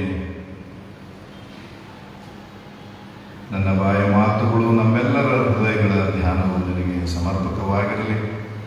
ನೀನೇ ನಮ್ಮೊಂದಿಗಿದ್ದು ಪವಿತ್ರಾತ್ಮನೇ ಮಾತನಾಡಿ ಬಾಯಿಗೆ ಬಂದು ಕರ್ತನಾದ ಯೇಸುವಿನ ನಾಮದಲ್ಲಿ ಬೇಡಿದ್ದೇವೆ, ಆಮೆನ್. ಕರ್ತನಲ್ಲಿ ಪ್ರೀತಿಯುಳ್ಳ ಸಭೆಯವರೇ, ನಿಮ್ಮೆಲ್ಲರಿಗೂ ಕರ್ತನ ನಾಮದಲ್ಲಿ ನನ್ನ ವಂದನೆಗಳನ್ನು ತಿಳಿಸುತ್ತೇನೆ. ಇವತ್ತು ಸಾಯಂಕಾಲವೂ ಕೂಡ ಸರಿಯಾಗಿ 6:30 ಗಂಟೆಗೆ ಆರಾಧನೆ ಸಭೆಯಲ್ಲಿ ಇರ್ತದೆ. ಸಾಯಂಕಾಲದ ಆರಾಧನೆ, ಅದರಲ್ಲಿ ಕೂಡ ತಾವು ಭಾಗವಹಿಸಬೇಕಾಗಿ ಕೇಳಿಕೊಳ್ಳುತ್ತೇನೆ. ಇವತ್ತು ನಮಗೆ ಧ್ಯಾನ ಮಾಡಲಿಕ್ಕೆ ಕೊಟ್ಟಿರುವಂತಹ ಮುಖ್ಯವಾದ ಪ್ರಸ್ತಾಪ rejoice the lord is near ಎಂಬುದಾಗಿ. ಸಂತೋಷಿಸಿರಿ, ಕರ್ತನು ಹತ್ತಿರವಾಗಿದ್ದಾನೆ ಎಂಬ ಮಾತು. ಪ್ರಿಯರೇ, ಕಳೆದ 29ನೇ ತಾರೀಕು ನವೆಂಬರ್ ಅಂದು ಕ್ರಿಸ್ಮಸ್ ಹಬ್ಬದ ಅಥವಾ ಕ್ರಿಸ್ತ ಆಗಮನದ ಮೊದಲನೆಯ ಭಾನುವಾರವಾಗಿ ನಾವು ಆಚರಿಸಿ ಒಂದು ಈ ಅಡ್ವೆಂಟ್ ಕ್ರಾನ್ಸ್ ಎಂಬುದಾಗಿ ಜರ್ಮನ್ ಭಾಷೆಯಲ್ಲಿ ಹೇಳ್ತಾರೆ. ಅದನ್ನು ಮೊದಲನೆಯ ಮೇಣದ ಬತ್ತಿಯನ್ನು ಉರಿಸುವುದರ ಮೂಲಕ ಪ್ರಾರಂಭಿಸಿದೆವು. ಮುಂದಿನ 6ನೇ ತಾರೀಕು ಅನಿವಾರ್ಯ ಕಾರಣದಿಂದ ಆರಾಧನೆ ಸ್ಥಗಿತಗೊಂಡಿತು ಮತ್ತು 3ನೆಯ ಭಾನುವಾರ ನಾವು ನಮ್ಮ ಸಮುದಾಯ ಭವನದಲ್ಲಿ ಸುಗ್ಗಿ ಹಬ್ಬವನ್ನು ಆಚರಿಸಿದೆವು. ಈಗ 4ನೇ ಭಾನುವಾರ ನಾವು ತಿರುಗಿ ಕರ್ತನ ಆಲಯದಲ್ಲಿ ಈ ಆರಾಧನೆಯಲ್ಲಿ ಪಾಲ್ಗೊಂಡಿದ್ದೇವೆ. ಇಂಥ ಒಂದು ಸುದೀರ್ಘವಾದ 4 ವಾರಗಳ ಒಂದು ಕಾಯುವಿಕೆ ಹೆಚ್ಚು ಕಡಿಮೆ ಸಮಾಪ್ತವಾಗ್ತಾ ಇದೆ. ನಮ್ಮೆಲ್ಲರಲ್ಲಿ ಒಂದು ಕುತೂಹಲ ಪ್ರತಿ ವರ್ಷ ಇರ್ತದೆ. 20ನೇ ತಾರೀಕು ದಾಟಿದೆ ಅಂದರೆ ಇನ್ನು 21, 22 ತುಂಬ ನಾವು ಬ್ಯುಸಿ ಆಗ್ತೇವೆ. ನಮ್ಮ ಮನೆಯ ಸಡಗರವನ್ನು ಅಥವಾ ಅಂದಮಾಡಿಗಳು ಅಲಂಕರಿಸುವುದರಲ್ಲಿ, ಸಭೆಯ ಇತರ ಕಾರ್ಯಕ್ರಮಗಳಲ್ಲಿ, ಕ್ರಿಸ್ಮಸ್ ಹಬ್ಬದ ಪ್ರಯುಕ್ತ ಬಹಳ ಗಡಿಬಿಡಿಗಳಿರ್ತೇವೆ. ಆದರೆ ಈ ವರ್ಷ ಅಂಥ ಒಂದು ಲವಲವಿಕೆ, ಆ ಸಡಗರ, ಆ ಸಂಭ್ರಮಕ್ಕೆ ನಮಗೆ ಕೊಕ್ಕೆ ಹಾಕಿದ ಹಾಗೆ ಆಗಿದೆ. ನಮಗೆಲ್ಲರಿಗೂ ಸಂತೋಷ, ಎಲ್ಲರಿಗೂ ನಾವು ಉತ್ಸಾಹದಿಂದ ಆಚರಿಸಬೇಕು, ಮಾಡಬೇಕೆಂಬುದಾಗಿ ಅದ್ರ ಬಗ್ಗೆ ಯಾರಿಗೂ ಪ್ರಶ್ನೆನೇ ಇಲ್ಲ. ಆದರೆ ನಮಗೆ ಅಭ್ಯಂತರಗಳು ಅನೇಕ ರೀತಿಯಿಂದ ಬರ್ತಾ ಇದೆ. ಯಾಕೆಂತ ಗೊತ್ತಿದ್ರೂ ಹೇಳೋ ಸ್ಥಿತಿಯಲ್ಲಿಯೂ ಕೂಡ ನಾವು ಯಾರು. ಕ್ರೈಸ್ತರ ಹಬ್ಬಗಳು ಬಂದಾಗ ಕಾಯ್ದೆ ಕಾನೂನುಗಳು ಬಹಳ ಚುರುಕಾಗ್ತವೆ. ಅದು ಯಾಕೆ ಏನು ಮತ್ತು 1ನೇ ತಾರೀಕು ಜನವರಿ 1ನೇ ತಾರೀಕಿನಿಂದ ಕೋವಿಡ್ ಇರೋದಿಲ್ಲ, ಶಾಲೆ ಪ್ರಾರಂಭ ಆಗ್ತದೆ ಅಂತ ಕೂಡ ಹೇಳ್ತಾರೆ. ಈ ವ್ಯತ್ಯಾಸ ಯಾಕೋ ಇರಲಿ. ಈ ಇಡೀ ಒಂದು ಪ್ರಕ್ರಿಯೆಯಲ್ಲಿ ನಾವು ಯಾವುದಕ್ಕೂ ಹಿಂದೆಗೆಯದೆ ನಮಗೆ ಕೊಡಲ್ಪಟ್ಟಂಥ ವಾತಾವರಣದಲ್ಲಿ ನಾವು ಸಂತೃಪ್ತಿಯಿಂದ, ಸಂತೋಷದಿಂದ ಈ ಹಬ್ಬವನ್ನು ಆಚರಿಸುತ್ತಾ ಮುಂದೆ ಸಾಗೋಣ. Rejoice, the lord is near. ಇದಕ್ಕೆ ಆಧಾರವಾಗಿ ಯೋಹಾನನ ಸುವಾರ್ತೆಯ 16ನೇ ಅಧ್ಯಾಯದ ವಚನಗಳನ್ನು ನಮಗೆ ಕೊಟ್ಟಿರುತ್ತಾರೆ. 16ರಿಂದ 24 ವಚನಗಳು ಹಾಗೂ ಹಳೆ ಒಡಂಬಡಿಕೆಯಲ್ಲಿ ಜಕರ್ಯನ ಪ್ರವಾದನೆಯ ಗ್ರಂಥದ ಒಂದು ಭಾಗವನ್ನು 2ನೇ ಅಧ್ಯಾಯದಲ್ಲಿರುವ 6ನೇ ವಚನದಿಂದ 13ನೇ ವಚನದವರೆಗಿರುವಂತಹ ಭಾಗವನ್ನು ಧ್ಯಾನ ಮಾಡುವುದಕ್ಕೆ ಕೊಟ್ಟಿರುತ್ತಾರೆ. ನಾವು ಸ್ವಲ್ಪ ಸಮಯ ಹಳೆ ಒಡಂಬಡಿಕೆಯ ಭಾಗಕ್ಕೆ ನಾವು ಹೋಗೋಣ. ಪ್ರವಾದಿಯಾದ ಜಕರ್ಯನು ಎಲ್ಲರನ್ನ ಒಂದು ಹುದುವಾದ ಇನ್ವಿಟೇಷನ್, ಜನರಲ್ ಇನ್ವಿಟೇಷನ್, ಹುದುವಾದ ಆಮಂತ್ರಣವನ್ನು ನೀಡುತ್ತಾ ಇದ್ದಾರೆ. ಉತ್ತರ ದೇಶದಿಂದ ಓಡಿ ಬಂದಿದೆ, ಅಲ್ಲಿ ವಾಸಿಸುವ ಬಾಬೆಲ್ಪುರಿಯಲ್ಲಿ ವಾಸಿಸುವ ಜನರು ಬಂದಿದೆ ಎಂಬುದಾಗಿ ಆತನು ಕರೀತಾ ಇದ್ದಾನೆ. ಯಾರು ಈ ಜನರು? ಯಾರನ್ನು ಅವನು ಕರೀತಾ ಇದ್ದಾನೆ? ಅವನು ಕರೀತಾ ಇರುವುದು ಇಸ್ರಾಯೇಲರನ್ನು. ಯಾಕಂತ ಹೇಳಿದ್ರೆ ಕ್ರಿಸ್ತಪೂರ್ವ 722ರಲ್ಲಿ ಮಹಾಯುದ್ಧವೊಂದು ಈ ಯೆರೂಸಲೇಮಿನಲ್ಲಿ ನಡೆದು ಅದನ್ನು ಯುದ್ಧ ಅನ್ನಲಿಕ್ಕೆ ಬರುವುದಿಲ್ಲ, ದಾಳಿ ಎಂಬುದಾಗಿ ಹೇಳಬಹುದು. ಯಾಕಂದರೆ ನೆಬೂಕದ್ನೆಚ್ಚರ್ ರಾಜ ತನ್ನ ಸೈನಿಕರೊಡನೆ ಬಂದು ಇಡೀ ಪಟ್ಟಣವನ್ನು ಸುಟ್ಟಾಕ್ತಾನೆ, ದೇವಾಲಯವನ್ನು ಸುಟ್ಟಾಕ್ತಾನೆ. ದೇವಾಲಯದಲ್ಲಿ ಆರಾಧನೆಗೋಸ್ಕರ ಉಪಯೋಗವಾಗುವ ಎಲ್ಲ ಪಾತ್ರೆಗಳನ್ನು, ಬಂಗಾರದ, ಬೆಳ್ಳಿಯ ಎಲ್ಲ ಪಾತ್ರೆಗಳನ್ನು ತಾನು ತನ್ನ ದೇಶಕ್ಕೆ ತೆಗೆದುಕೊಂಡು ಹೋಗ್ತಾನೆ. ಆತನು ಅನೇಕ ಯವನಸ್ಥರನ್ನ ಸೆರೆಯಾಗಿ ತೆಗೆದುಕೊಂಡು ಬಾಬೆಲ್ ದೇಶಕ್ಕೆ ಹೋಗಿಬಿಡ್ತಾನೆ. ಅದಾದ ನಂತರ ಮತ್ತೆ ಯೆರೂಸಲೇಮಿನ ಮೇಲೆ ದಾಳಿಗಳಾಗ್ತವೆ. ಆ ದಾಳಿಗಳಿಂದ ಆ ದೇಶ ಸಂಪೂರ್ಣ ನಾಶವಾಗಿ ಕೇವಲ ವಯಸ್ಸಾದಂಥ, ಶಕ್ತಿಹೀನರಾದಂಥ ಜನರು ಮಾತ್ರ ಅಲ್ಲಿ ವಾಸ ಮಾಡುವಂಥ ಸ್ಥಿತಿಯಾಗಿದೆ. ದೇವಾಲಯ ಸುಟ್ಟು ಹೋಗಿದೆ, ಬಾಗಿಲು ಮುಚ್ಚಲ್ಪಟ್ಟಿದೆ, ಯಾವ ಆರಾಧನೆಗಳಿಲ್ಲ, ಯಾರೂ ಆರಾಧನೆಗೆ ಆ ದೇವಾಲಯದ ಹತ್ರ ಹೋಗ್ಲಿಕ್ಕೂ ಇಲ್ಲ. ಅಂಥ ಒಂದು ಪರಿಸ್ಥಿತಿ ಏರ್ಪಾಟಾಗಿ ಸುಮಾರು 70 ವರ್ಷ ಈ ಜನರು ಬಾಬೆಲ್ ದೇಶದಲ್ಲಿ ಸರಿಯಾಗಿ ಇದ್ದರು. ಬಾಬೆಲ್ ದೇಶದಲ್ಲಿ ನೆಬೂಕದ್ನೆಚ್ಚರನ ಅವನ ಆಳ್ವಿಕೆ ನಂತರ ಅಲ್ಲೇ ಸುತ್ತಮುತ್ತಲಿರುವಂಥ ದೇಶಗಳವರು ದಾಳಿ ಮಾಡ್ತಾರೆ. ದಾಳಿ ಮಾಡಿದಾಗ ಅಲ್ಲಿನ ಇಸ್ರಾಯೇಲರನ್ನು, ಅಲ್ಲಿನ ಜನರನ್ನು ಅವರು ಮತ್ತೆ ಸರಿಯಾಗಿ ತಮ್ಮ ದೇಶಕ್ಕೆ ಕರ್ಕೊಂಡು ಹೋಗ್ತಾರೆ. ಹೀಗೆ ಈ ಮೆಸೊಪೊತಾಮಿಯ ಅನ್ನುವಂಥ, ಈ ಮೆಸೊಪೊಟೇಮಿಯಾ ಅಂತ ಹೇಳುವಂಥ ಈ ಒಂದು ಪ್ರದೇಶದಲ್ಲಿ ಜನರು, ಇಸ್ರಾಯೇಲರು ವಿಶೇಷವಾಗಿ ಚದುರಿಸಲ್ಪಟ್ಟವರಾಗಿ, ಸ್ಕ್ಯಾಟರ್ಡ್ ಆಗಿ ಬೇರೆ ಬೇರೆ ದೇಶಗಳಲ್ಲಿ ಅವರು ವಾಸ ಮಾಡ್ತಿರ್ತಾರೆ. ಈ ಜಕರ್ಯ ಪ್ರವಾದಿ ಕೂಡ ಹಾಗೆ ಸರಿಯಲ್ಲೇ ಇದ್ದವನು. ಅವನು ಈಗ ಕರೆ ಕೊಡ್ತಾ ಇದ್ದಾನೆ, ಬನ್ನಿರಿ ನಾವು ತಿರುಗಿ ಯೆರೂಸಲೇಮಿಗೆ ಹೋಗೋಣ, ಬನ್ನಿರಿ ನಮ್ಮ ದೇಶಕ್ಕೆ ಹೋಗೋಣ, ಬನ್ನಿರಿ ನಮ್ಮ ದೇಶವನ್ನು ಮತ್ತೆ ನಾವು ಕಟ್ಟೋಣ, ನಮ್ಮ ದೇವಾಲಯವನ್ನು ಮತ್ತೆ ಕಟ್ಟೋಣ, ನಾವು ತಿರುಗಿ ಅಲ್ಲಿ ದೇವರ ಆರಾಧಿಸೋಣ ಬನ್ನಿ ಎಂಬುದಾಗಿ ಒಂದು ಕರೆ ಕೊಡ್ತಾ ಇದ್ದಾನೆ. ಆ ಕರೆಗೆ ಆತನು ನೀವು ಬಂದರೆ ನಮಗೆ ಸಂತೋಷ ಉಂಟಾಗ್ತದೆ. ಯಾಕಂದ್ರೆ ಯೆರೂಸಲೇಮಿನಲ್ಲಿ ನಮ್ಮ ದೇವರ ಆಲಯ ಇದೆ. ಆಲಯದ ಆರಾಧನೆ ನಿಂತು ಹೋಗಿದೆ. ಮೊದಲಿದ್ದಂಥ ಸಂಭ್ರಮ ಸಡಗರ ಆಲಯದಲ್ಲಿ ನೋಡ್ಲಿಕ್ಕಿಲ್ಲ. ಆ ಯಜ್ಞ ಯಾಗಾದಿಗಳನ್ನು ನೋಡ್ಲಿಕ್ಕಿಲ್ಲ, ವಿಧಿವಿಧಾನಗಳನ್ನು ನೋಡ್ಲಿಕ್ಕಿಲ್ಲ. ಅಲ್ಲಿದ್ದಂಥ ಯಾಜಕರು, ಮಹಾಯಾಜಕರು ಆ ಪವಿತ್ರವಾದ ಬಟ್ಟೆಗಳನ್ನು ಹಾಕಿಕೊಂಡು ಆಲ್ಟರ್ ಇದ್ದುಕೊಂಡು ಅವ್ರು ಮಾಡುವ ಯಾವ ಕಾರ್ಯವನ್ನು ನೋಡ್ಲಿಕ್ಕೆ ಸಿಗುತ್ತಿಲ್ಲ. ಸಭೆಯಾಗಿ ಕೂಡಿ ಬಂದು ಕೊಂಬೂದಿ ದೇವರನ್ನ ಆರಾಧಿಸುವವರಿಲ್ಲ, ಹಾಡುವವರಿಲ್ಲ, ಬಾರಿಸುವವರಿಲ್ಲ. ಎಲ್ಲವೂ ನಿರ್ಜನವಾಗಿ ಹೋಗಿದೆ, ಹಾಡು ಕೊಂಪೆಯಾಗಿದೆ. ಬನ್ನಿ ನಾವು ಹೋಗೋಣ ಎಂಬುದಾಗಿ ಈ ವ್ಯಕ್ತಿ ಕರೀತಾ ಇದ್ದಾರೆ. ಈತನು ಮಾತ್ರವಲ್ಲ, ಆಗಿನ ಕಾಲದಲ್ಲಿದ್ದಂಥ ಎಜ್ರ ಅನ್ನುವಂಥ ಒಬ್ಬ ಅಯ್ಯ, ಅವರು ಮಹಾಯಾಜಕರು, ಯಾಜಕರು, ಅವರು ಕೂಡ ಕರೆ ಕೊಡ್ತಾರೆ, ಬನ್ನಿ ನಾವು ಹೋಗಿ ದೇವರನ್ನ ಆರಾಧಿಸೋಣ. ಅವರೊಂದಿಗೆ ನೆಹೆಮಿಯ, ಅವರು ಇನ್ನೊಬ್ಬರು ನಿಮಗೆ ಗೊತ್ತಿರಬೇಕು, ಅವರ ಪುಸ್ತಕ ಇದೆ, ನೆಹೆಮಿಯನು ಎಜ್ರನು ಬರೆದ ಪುಸ್ತಕಗಳು. ಅವನು ಕೂಡ ಕರೆ ಕೊಟ್ಟು, ಬನ್ನಿರಿ ಹೋಗಿ ನಾವೆಲ್ಲರೂ ಕೂಡಿ ನಮ್ಮ ಪಟ್ಟಣವನ್ನ ಕಟ್ಟೋಣ ಎಂಬುದಾಗಿ ಅವರು ಒಬ್ಬರನ್ನೊಬ್ಬರು ಉತ್ತೇಜನ ಕೊಡುತ್ತಾ ಎಲ್ಲರನ್ನ ಈ ಒಂದು ವಿಶೇಷವಾದ ಕೆಲಸಕ್ಕೆ ಆಮಂತ್ರಿಸ್ತಾ ಇದ್ದಾರೆ. ಯಾಕೆ ಹೀಗೆ ಮಾಡಿ ಎಂಬುದಾಗಿ ಹೇಳ್ತಾ ಇದ್ದಾರೆ ಅಂದ್ರೆ, ನಾವು ಕಳೆದುಕೊಂಡಂತ ಕರ್ತನ ಸಾನ್ನಿಧ್ಯವನ್ನ ಮತ್ತೆ ಅನುಭವಿಸೋಣ ಇಲ್ಲ. ಯಾಕಂದ್ರೆ ಅವರು ಯಾವ್ಯಾವ ದೇಶಗಳಲ್ಲಿ ಹೋಗಿದ್ದರೋ 70 ವರ್ಷದಲ್ಲಿ ಎಷ್ಟೊಂದು 2 ಜನರೇಷನ್ ಚೇಂಜ್ ಆಗ್ತದಲ್ವಾ. ಅಲ್ಲಿ ಭಾಷೆ ಮರೆತು ಹೋಗ್ತಾ ಇದ್ದಾರೆ, ಸಂಸ್ಕೃತಿ ಮರೆತು ಹೋಗ್ತಾ ಇದೆ, ಧರ್ಮ ಮರೆತು ಹೋಗ್ತಾ ಇದೆ, ಆರಾಧನೆ, ಹಾಡು ಏನಿಲ್ಲ. ಮಕ್ಕಳು ಮೊಮ್ಮಕ್ಕಳಿಗೆ ಏನು ಕಲಿಸ್ಬೇಕೋ ಗೊತ್ತಿಲ್ಲ. ಯಾಕಂದ್ರೆ ಅಲ್ಲಿಯ ಆರಾಧನೆಗಳು, ಆ ದೇಶದ ದೇವರುಗಳು, ಆ ದೇಶದ ಧರ್ಮ, ಆ ದೇಶದ ಭಾಷೆ, ಆಹಾರ, ಅಲ್ಲಿಯ ಹೆಸರುಗಳಿಗೆ ಅವರು ಎಲ್ಲರೂ ಸೇರಿಕೊಂಡು ಬಿಟ್ಟಿದ್ರು. ಅವರಿಗೆ ತಮ್ಮದೇ ಆದಂತಹ ಗುರುತಿಸಿಕೊಳ್ಳುವಿಕೆ ಕೂಡ ಇಲ್ಲದಂತ ಒಂದು ಪರಿಸ್ಥಿತಿ ಇಸ್ರಾಯೇಲರಿಗೆ ಉಂಟಾಯಿತು. ಆಗ ಇಂಥ ಕೆಲವು ಪ್ರವಾದಿಗಳು ಅಲ್ಲಲ್ಲಿ ಎದ್ದು ಅವರಿಗೆ ಸ್ಫೂರ್ತಿ ಕೊಟ್ಟು, ಬನ್ನಿರಿ ನಾವು ತಿರುಗಿ ಕಳೆದುಕೊಂಡಂತಹ ಸಂತೋಷವನ್ನ, ಕಳೆದುಕೊಂಡ ಆನಂದವನ್ನ, ಕರ್ತನ ಸಾಮೀಪ್ಯವನ್ನ ನಾವು ತಿರುಗಿ ಅನುಭವ ಮಾಡೋಣ ಎಂಬುದಾಗಿ ಕರೀತಾ ಇದ್ದಾರೆ. ಪ್ರಿಯರೇ, ಜಕರನ ಈ ಒಂದು ಕರೆ, ನೆಹೆಮಿಯನು ಕೊಟ್ಟ ಕರೆ ಹಾಗೂ ಎಜ್ರನು ಕೊಟ್ಟ ಕರೆ, ಇಂಥ ಅನೇಕ ಭಕ್ತರು ಆ ಕಾಲದಲ್ಲಿ, ಈ ದಾನಿಯೇಲನಾಗಿರ್ಬೋದು ಅಥವಾ ಇನ್ನುಳಿದ ಶದ್ರಾಕ್, ಮೇಷಕ್, ಅಬೇದ್ನೆಗೋ ಅಂತವರಾಗಿರ್ಬೋದು, ಅನೇಕ ಭಕ್ತರು ಆ ಸಮುದಾಯದೊಳಗೆ ಇದ್ದುಕೊಂಡು ಮನೆ ಮನೆಗಳನ್ನ ಸಂದರ್ಶಿಸಿ ಇಸ್ರಾಯೇಲರನ್ನ ಅವರ ನಂಬಿಕೆಯನ್ನು ಬಿಡದ ಹಾಗೆ, ಅವರ ವಿಶ್ವಾಸವನ್ನ ಕಳೆದುಕೊಳ್ಳದ ಹಾಗೆ, ಅವರು ಮತ್ತೊಂದು ವಿಶ್ವಾಸಕ್ಕೆ ಹೋಗದ ಹಾಗೆ ಅವರಿಗೆ ದೇವರ ಶಾಸ್ತ್ರವನ್ನ, ಧರ್ಮಶಾಸ್ತ್ರವನ್ನ ತಿಳಿಸುತ್ತಾ, ಎಚ್ಚರಿಸುತ್ತಾ, ಮನೆ ಮನೆಗಳಲ್ಲಿ ಪ್ರಾರ್ಥನೆ ಮಾಡುತ್ತಾ ಆ ವಿಶ್ವಾಸವನ್ನ ಕಾಪಾಡಿಕೊಂಡಿದ್ದಾರೆ. ಅನೇಕರು ಈ ಒಂದು ಕರೆಗೆ ಹೋಗೊಟ್ಟು ಯೆರೂಸಲೇಮಿಗೆ ಹಿಂತಿರುಗಿ ಬರ್ತಾರೆ. ಹೋಗೋಣ ಬನ್ನಿ, ಹಾಗಾದ್ರೆ ನಾವು ನಮ್ಮ ಜೀವನ ಅಲ್ಲಿ ಪ್ರಾರಂಭ ಮಾಡೋಣ ಎಂಬುದಾಗಿ. ಇನ್ನು ಕೆಲವರು ಏನ್ ಮಾಡ್ತಾರೆ, ಇಲ್ಲಪ್ಪ ನಾವು ಎಷ್ಟು ವರ್ಷ ಆಯ್ತು ಇಲ್ಲೇ ಸೆಟ್ಲ್ ಆಗಿಬಿಟ್ಟಿದ್ದೇವೆ, ನಮ್ಮ ಮಕ್ಕಳು ಇಲ್ಲೇ ಶಾಲೆಗೆ ಹೋಗಿದ್ದಾರೆ, ಇಲ್ಲಿನ ಭಾಷೆ ಇಲ್ಲಿಂದೆಲ್ಲ ಕಲ್ತ್ಬಿಟ್ಟಿದ್ದಾರೆ, ಈಗ ಅವ್ರನ್ನ ಕರ್ಕೊಂಡು ಹೋಗಿ ಅಲ್ಲಿಟ್ಟು ಏನ್ ಮಾಡೋದಿದೆ, ನಮಗೆ ಬರಕ್ಕಾಗಲ್ಲ ಎಂಬುದಾಗಿ ಅವರು ಕೆಲವರು ಬರಲಿಲ್ಲ. ಹೀಗಾಗಿ ವಿಶ್ವದಲ್ಲಿ ಈಗಲೂ ಕೂಡ ಈ ಇಸ್ರಾಯೇಲ್ ಜನರು ಬೇರೆ ಬೇರೆ ಬೇರೆ ಬೇರೆ ದೇಶಗಳಲ್ಲಿ, ಯುರೋಪ್ನಲ್ಲಿ ವಿಶೇಷವಾಗಿ ಅವರಿದ್ದಾರೆ. ಇವತ್ತು ದೊಡ್ಡ ದೊಡ್ಡ ಬಿಸ್ನೆಸ್ಗಳು ಅವರ ಕೈಗಳಲ್ಲೇ ಇವೆ, ಅದು ಗೊತ್ತಿರುವಂತಹ ವಿಷಯ.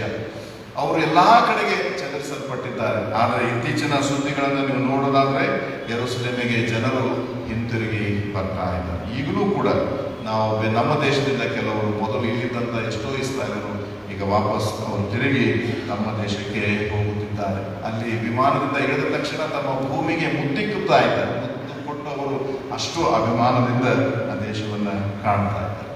ಪ್ರಿಯರೇ, ಈ ಹಿನ್ನೆಲೆಯಲ್ಲಿ ಜಕರನು ಕೊಟ್ಟಂತೆ ಆಮಂತ್ರಣ ಇವತ್ತು ಕ್ರಿಸ್ಮಸ್ ಆಚರಿಸುವ ನಮಗೂ ಕೂಡ ಅನ್ವಯಿಸ್ತದೆ. ಕಳೆದ ಮಾರ್ಚ್ ತಿಂಗಳಿಂದ ಇಲ್ಲಿಯವರೆಗೂ ಒಂದಿಲ್ಲ ಒಂದು ವಿಧದಲ್ಲಿ ನಾವು ದುಃಖದಲ್ಲೇ ಇದ್ದೇವೆ, ನಿರಾಶೆಯಲ್ಲಿದ್ದೇವೆ, ಕಷ್ಟದಲ್ಲಿದ್ದೇವೆ, ನಾಳೆ ಏನೋ ಎಂಬ ಪ್ರಶ್ನೆಯಲ್ಲಿದ್ದೇವೆ. ನಾವೇನೇನೋ ಕನಸುಗಳನ್ನ ಕಂಡಿದ್ದೆವು. ನಮ್ಮ ಮಕ್ಕಳು ಬರ್ತಾರೆ, ನಾವು ಹೀಗೆ ಆಚರಿಸಬೇಕು, ನಮ್ಮ ಮಕ್ಕಳು ಬರ್ತಾರೆ, ಹೀಗೆ ಮಾಡಬೇಕೆಂಬುದಾಗಿ ಅಂದ್ಕೊಂಡು, ವಿಶೇಷವಾಗಿ ಜರ್ಮನ್ ದೇಶದಿಂದ ನಮಗೂ ಮಕ್ಕಳು ಬರ್ತಾರೆ, ಅವರು ಎಲ್ಲವನ್ನ ಬುಕ್ ಮಾಡಿಕೊಂಡಿದ್ರು. ಈಗ ಅಲ್ಲಿ ಲಾಕ್ಡೌನ್ ಅನೌನ್ಸ್ಮೆಂಟ್ ಆಗಿದೆ ಕಂಪ್ಲೀಟ್. ಇಡೀ ಯುರೋಪ್ನಲ್ಲಿ ಹೆಚ್ಚಿನ ಎಲ್ಲಾ ದೇಶಗಳು ಅವು ಮುಚ್ಚಲ್ಪಟ್ಟಿವೆ ಅಲ್ಲಿ. ಯಾಕಂದ್ರೆ ಮತ್ತೆ ಕೊರೋನಾ ತನ್ನ 2ನೇ ಸುತ್ತು ಅದು ಮಾಡಿ ಹೆಚ್ಚಾಗ್ತಾ ಇದೆ. ನಮ್ಮ ಮಧ್ಯದಲ್ಲಿ ಒಬ್ಬ ಜರ್ಮನ್ ಹುಡುಗ ಫಿನಿಯಾನ್ ಅಂತ ಹೇಳಿ, ನಮ್ಮ ರೋಸ್ಲಿನ್ ಆಂಟಿ ಅವರಿಗೆ, ಎಸ್ ಪಿ ದೇವರಾಜ್ ಅಂಕಲ್ ಅವರಿಗೆ ಗೊತ್ತಿದ್ದವರು, ಶಾಲೆಯಲ್ಲಿ ಪ್ರಾಕ್ಟಿಕಲ್ ಮಾಡಿದವರು. ಅವನ ತಂದೆಗೆ, ಅವರು ಅಯ್ಯ ಪಾಸ್ಟರ್ ಇದ್ದಾರೆ, ಅವರಿಗೆ, ಅವರ ಹೆಂಡತಿಗೆ, ಆ ಫಿನಿಯಾನ ತಂಗಿಗೆ ಕೊರೋನಾ ಆಗಿದೆ. ಈಗ ಫಿನಿಯಾನ್ ಇನ್ನೊಂದು ಯೂನಿವರ್ಸಿಟಿಯಲ್ಲಿ ಓದ್ತಾ ಇದ್ದಾನೆ, ಅವನನ್ನು ಟೆಸ್ಟಿಗೆ ಹಾಕಿದ್ದಾರೆ, ಸುದ್ದಿ ಸಿಕ್ಕಿಲ್ಲ. ಹೀಗಾಗಿ ಅದು ಇದು ಎಷ್ಟು ವೇಗವಾಗಿ ಹಬ್ತಾ ಇದೆ ಅಂದರೆ ಯಾರಿಗೂ ನೆನೆಸಿಕೊಳ್ಳಿಕ್ಕೆ ಸಾಧ್ಯವಾಗ್ತಾ ಇಲ್ಲ. ಯಾರು ಕೂಡ ಹೊರಗೆ ಹೋಗಲಾರದಂಥ ಪರಿಸ್ಥಿತಿಯಲ್ಲಿ ಅಲ್ಲಿನ ಜನರು ಜೀವನ ಮಾಡ್ತಾ ಇದ್ದಾರೆ. ಆನಂದ ಸಂತೋಷ ಎಲ್ಲಿ ಸಿಗ್ತದೆ? ಯಾವ ರೀತಿಯಾಗಿ ಸಂಭ್ರಮಿಸಬೇಕು? ಇಂಥ ಒಂದು ಪರಿಸ್ಥಿತಿಯಲ್ಲಿ ಕ್ರಿಸ್ಮಸ್ ಹಬ್ಬವನ್ನು ಆಚರಿಸುವುದು ಅಥವಾ ಸಂಭ್ರಮಿಸುವುದು ಹೇಗೆ? ಪ್ರಿಯರೇ, ನಾವು ಶಾರೀರಿಕವಾಗಿ ಸಂತೋಷವನ್ನು ಅಪೇಕ್ಷಿಸುವುದಾದರೆ ನಮಗೆ ಅದು ಸಾಧ್ಯವಾಗಲ್ಲ. ಆದರೆ ಆತ್ಮಿಕವಾಗಿ ಯೋಚಿಸುವಾಗ ನಾವು ಎಲ್ಲಿರ್ತೇವೆ ಅದೇ ಕ್ರಿಸ್ಮಸ್ ಎಂಬ ಯೋಚನೆ ನಮ್ಮದಾಗಬೇಕು. ಜಕರ್ಯನು ಕರಿತಾ ಇದ್ದಾನೆ, ಬನ್ನಿ, ನಿಮ್ಮ ನಿಸ್ತೇಜವಾದ ಈ ಆತ್ಮಿಕ ಜೀವನದಿಂದ ಹೊರಗೆ ಬನ್ನಿ. ನಾವೆಲ್ಲರೂ ಕೂಡ ಉತ್ಸಾಹದಿಂದ ನಮ್ಮ ಭಕ್ತಿಯನ್ನು ನಾವು ದೇವರಿಗೆ ಸಲ್ಲಿಸೋಣ, ನಮ್ಮ ಪ್ರಾರ್ಥನೆಗಳನ್ನು ನಾವು ದೇವರಿಗೆ ಸಲ್ಲಿಸೋಣ, ಸಂತೋಷ ಪಡೋಣ. ಯಾಕಂದರೆ ದೇವರು ನಮ್ಮ ಸಂಗಡ ಇದ್ದಾನೆ ಎಂಬುದಾಗಿ ಬರೆದ ಫಿಲಿಪಿಯವರಿಗೆ ಬರೆದ ಪತ್ರ 4ನೇ ಅಧ್ಯಾಯ ನಮ್ಮೆಲ್ಲರಿಗೂ ಚಿರಪರಿಚಿತವಾದ ಮತ್ತು ಹೆಚ್ಚಿನವರು ಕಂಠಪಾಠವಾಗಿ ಹೇಳುವಂಥ ವಚನ. ಯಾವಾಗಲೂ ಕರ್ತನಲ್ಲಿ, ಹೇಳ್ರಿ, ಯಾವಾಗಲೂ ಕರ್ತನಲ್ಲಿ ಸಂತೋಷಿಸಿ, ಸಂತೋಷಿಸಿರಿ ಎಂಬುದಾಗಿ ನಿಮಗೆ ತಿರುಗಿ ಹೇಳುತ್ತೇವೆ. ನಿಮ್ಮ ಸೈರಣೆಯು ಎಲ್ಲ ಮನುಷ್ಯರಿಗೆ ಗೊತ್ತಾಗಲಿ. ಕರ್ತನು ಹತ್ತಿರವಾಗಿದ್ದಾನೆ. ಯಾವ ಸಂಬಂಧವಾಗಿಯೂ ಚಿಂತೆ ಮಾಡದೆ ಸರ್ವ ವಿಷಯಗಳಲ್ಲಿ ದೇವರಿಗೆ ಕೃತಜ್ಞತಾಸ್ತುತಿಯನ್ನು ಪ್ರಾರ್ಥನೆ ವಿಜ್ಞಾಪನೆಗಳನ್ನು ಸಲ್ಲಿಸುತ್ತಾ ನಿಮಗೆ ಬೇಕಾದದನ್ನು ತಿಳಿಯಪಡಿಸಿ. ಆಗ ಎಲ್ಲ ಗ್ರಹಿಕೆಯನ್ನು ಮೀರುವ ದೇವಶಾಂತಿಯು ನಿಮ್ಮ ಹೃದಯಗಳನ್ನು ಮನಸ್ಸುಗಳನ್ನು ಕ್ರಿಸ್ತ ಯೇಸುವಿನಲ್ಲಿ ಕಾಣಲಿ. ಈ 4ರಿಂದ 7 ವಚನಗಳು ನಮಗೆ ಎಷ್ಟೋ ಸಂತೋಷವನ್ನು ಅಪೊಸ್ತಲನಾದ ಪೌಲನು ಬರೀತಾರೆ. ಸಂತೋಷ ಪಡುವುದು ಬಹಳ ಒಂದು ವಿಶೇಷವಾದ ಸಂಗತಿ. ನಮಗೆ ಪ್ರೀತಿಯ ಸಂಗತಿ ಸಿಕ್ಕಾಗ ನಮಗೆ ಸಂತೋಷ ಆಗ್ತದೆ, ಏನಾದರೂ ಕೊಂಡುಕೊಂಡಾಗ ಸಂತೋಷ ಆಗ್ತದೆ. ಆದರೆ ಅಪೊಸ್ತಲನಾದ ಪೌಲನು ಹೇಳುವಂತಹ ಸಂತೋಷ ಅದು ಆತ್ಮಿಕವಾದ ಸಂತೋಷ. ಮೊದಲನೇದಾಗಿ ದೇವರ ವಾಕ್ಯದ ಪ್ರಕಾರ ನಾವು ನೋಡೋದಾದ್ರೆ, ಒಬ್ಬ ಪಾಪಿ ದೇವರ ಕಡೆಗೆ ತಿರುಗಿಕೊಂಡರೆ ಪರಲೋಕದಲ್ಲಿ ಸಂತೋಷ ಉಂಟಾಗ್ತದೆ. ಕರ್ತನು ನಮಗೆ ಹತ್ತಿರವಾಗಿ ಯಾಕಿದ್ದಾನೆ, ನಮ್ಮ ಜೊತೆಯಾಗಿ ಯಾಕಿದ್ದಾನೆ? ಕೇವಲ ನಮಗೊಬ್ಬ ಬಾಡಿ ಗಾರ್ಡ್ ಆಗಿ ನಮ್ಗೆ ಯಾವ ಕಷ್ಟ ಬರದ ಹಾಗೆ ನೋಡಿಕೊಳ್ಳುವುದಕ್ಕಾಗಿಲ್ಲ. ನಾವು ಕರ್ತನ ಕಡೆಗೆ ತಿರುಗಿಕೊಳ್ಳಬೇಕೆಂಬುದಾಗಿ, ನಾವು ದೇವರ ಬಳಿಗೆ ಬರಬೇಕು, ದೇವರನ್ನ ಅನುಸರಿಸಬೇಕು. ಕರ್ತನ ಕಡೆಗೆ ತಿರುಗಿಕೊಳ್ಳಿರಿ ಅಂದರೆ ಪಾಪವನ್ನ ಬಿಡಬೇಕು, ಪಾಪವನ್ನ ವಿಸರ್ಜಿಸಬೇಕು. ಕೊಲೊಸ್ಸರಿಗೆ ಪತ್ರ 3ನೇ ಅಧ್ಯಾಯದಲ್ಲಿ ಅಪೊಸ್ತಲನಾದ ಪೌಲನು ಹೇಳ್ತಾನೆ, ನಿಮ್ಮ ಎಲ್ಲ ದುರಿಚ್ಛೆಗಳನ್ನ ಸಾಯಿಸಿರಿ. ಎಲ್ಲ ಜಾರತ್ವ, ವ್ಯಭಿಚಾರ, ಪರಸ್ತ್ರೀಯ ಮೋಹ ಅಥವಾ ಅಕ್ರಮವಾದಂಥ ವಿಚಾರಗಳು ಎಲ್ಲವನ್ನ ಸಾಯಿಸಿರಿ ಎಂಬುದಾಗಿ ಕಿಲ್ ಎಂಬ ವರ್ಡ್ ಉಪಯೋಗವಾಗಿದೆ. ಸಾಯಿಸಿರಿ. ಪಾಪದಿಂದ ನಾವು ಬಿಡುಗಡೆಗೋಸ್ಕರ ಹಾತೊರೆಯುವುದಾದರೆ ಪರಲೋಕದಲ್ಲಿ ಕ್ರಿಸ್ಮಸ್ ಆಚರಣೆ ಆಗ್ತದೆ.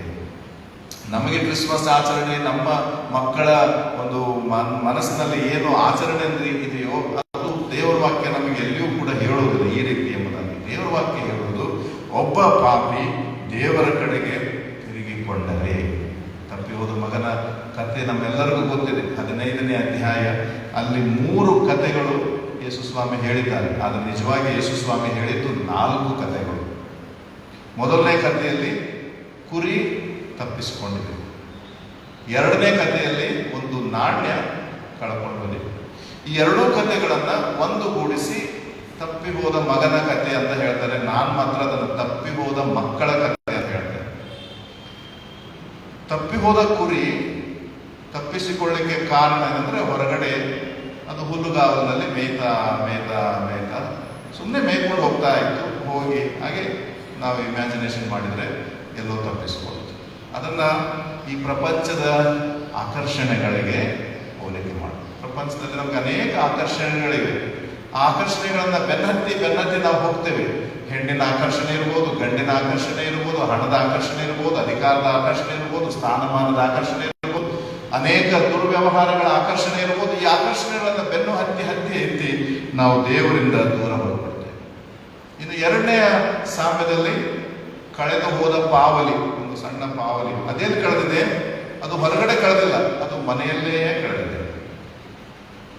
ಮನೆಯಲ್ಲೇ ಕಳೆದಿದೆ ಅಂದ್ರೆ ದೇವರ ಸಹವಾಸದಲ್ಲಿ ಇದ್ದು ದೇವರ ಮಕ್ಕಳಾಗಲಿಲ್ಲ. ಅದಕ್ಕೆ ಅವಳು ಆ ಪಾವಲಿಯನ್ನು ಹುಡುಕ್ಲಿಕ್ಕೆ ಏನು ಮಾಡಿದ್ಲು? ದೀಪ ಹಚ್ಚಿದ್ಲು, ಪೊರಕೆ ತೆಗೆದುಕೊಂಡ್ಲು, ಆಗ ಪಾವಲಿ ಸಿಕ್ತು. ಪೊರಕೆ ತಗೊಳ್ದಿದ್ರೆ ಪಾವಲಿ ಏನಾಗ್ತಿರ್ಲಿಲ್ಲ. ಕೆಲವು ಸಾರಿ ತಿರುಗಬೇಕಾದ್ರೆ ಪೊರಕೆ ಬೇಕಾಗತ್ತೆ ನಮಗೆ ದೇವರ ಕಡೆ ತಿರುಗಿಕೊಳ್ಳಿಕ್ಕೆ. ದೇವರ ಮನೆಯಲ್ಲೇ ಇದ್ದೇವೆ, ದೇವರ ಸಹವಾಸದಲ್ಲೇ ಇದ್ದೇವೆ, ಆದರೆ ದೇವರ ಮಕ್ಕಳು ನಾವಾಗಲಿಲ್ಲ. ಅಂದುಕೊಂಡಿದ್ದೇವೆ ನಾನು ದೇವರ ಮಗ, ನಾನು ದೇವರ ಮಗಳು ಅಂದುಕೊಂಡಿದ್ದೇವೆ. ನಾನು ಪ್ರತಿ ವಾರ ಆಲಯದಲ್ಲಿದ್ದೇನೆ ಆದುದರಿಂದ, ಅಂದುಕೊಂಡಿದ್ದೇವೆ ನಾನು ಇಷ್ಟು ಕಾಣಿಕೆ ಕೊಡ್ತಾ ಇದ್ದೇನೆ ಆದುದರಿಂದ, ಅಂದುಕೊಂಡಿದ್ದೇವೆ ನಾನು ಇಷ್ಟು ಭಯಭಕ್ತಿ ಮಾಡ್ತೇನೆ ಆದುದರಿಂದ ಎಂಬುದಾಗಿ ನೀವೇ ಕ್ಯಾಲ್ಕುಲೇಷನ್ ಹಾಕೊಳ್ಬೇಕು.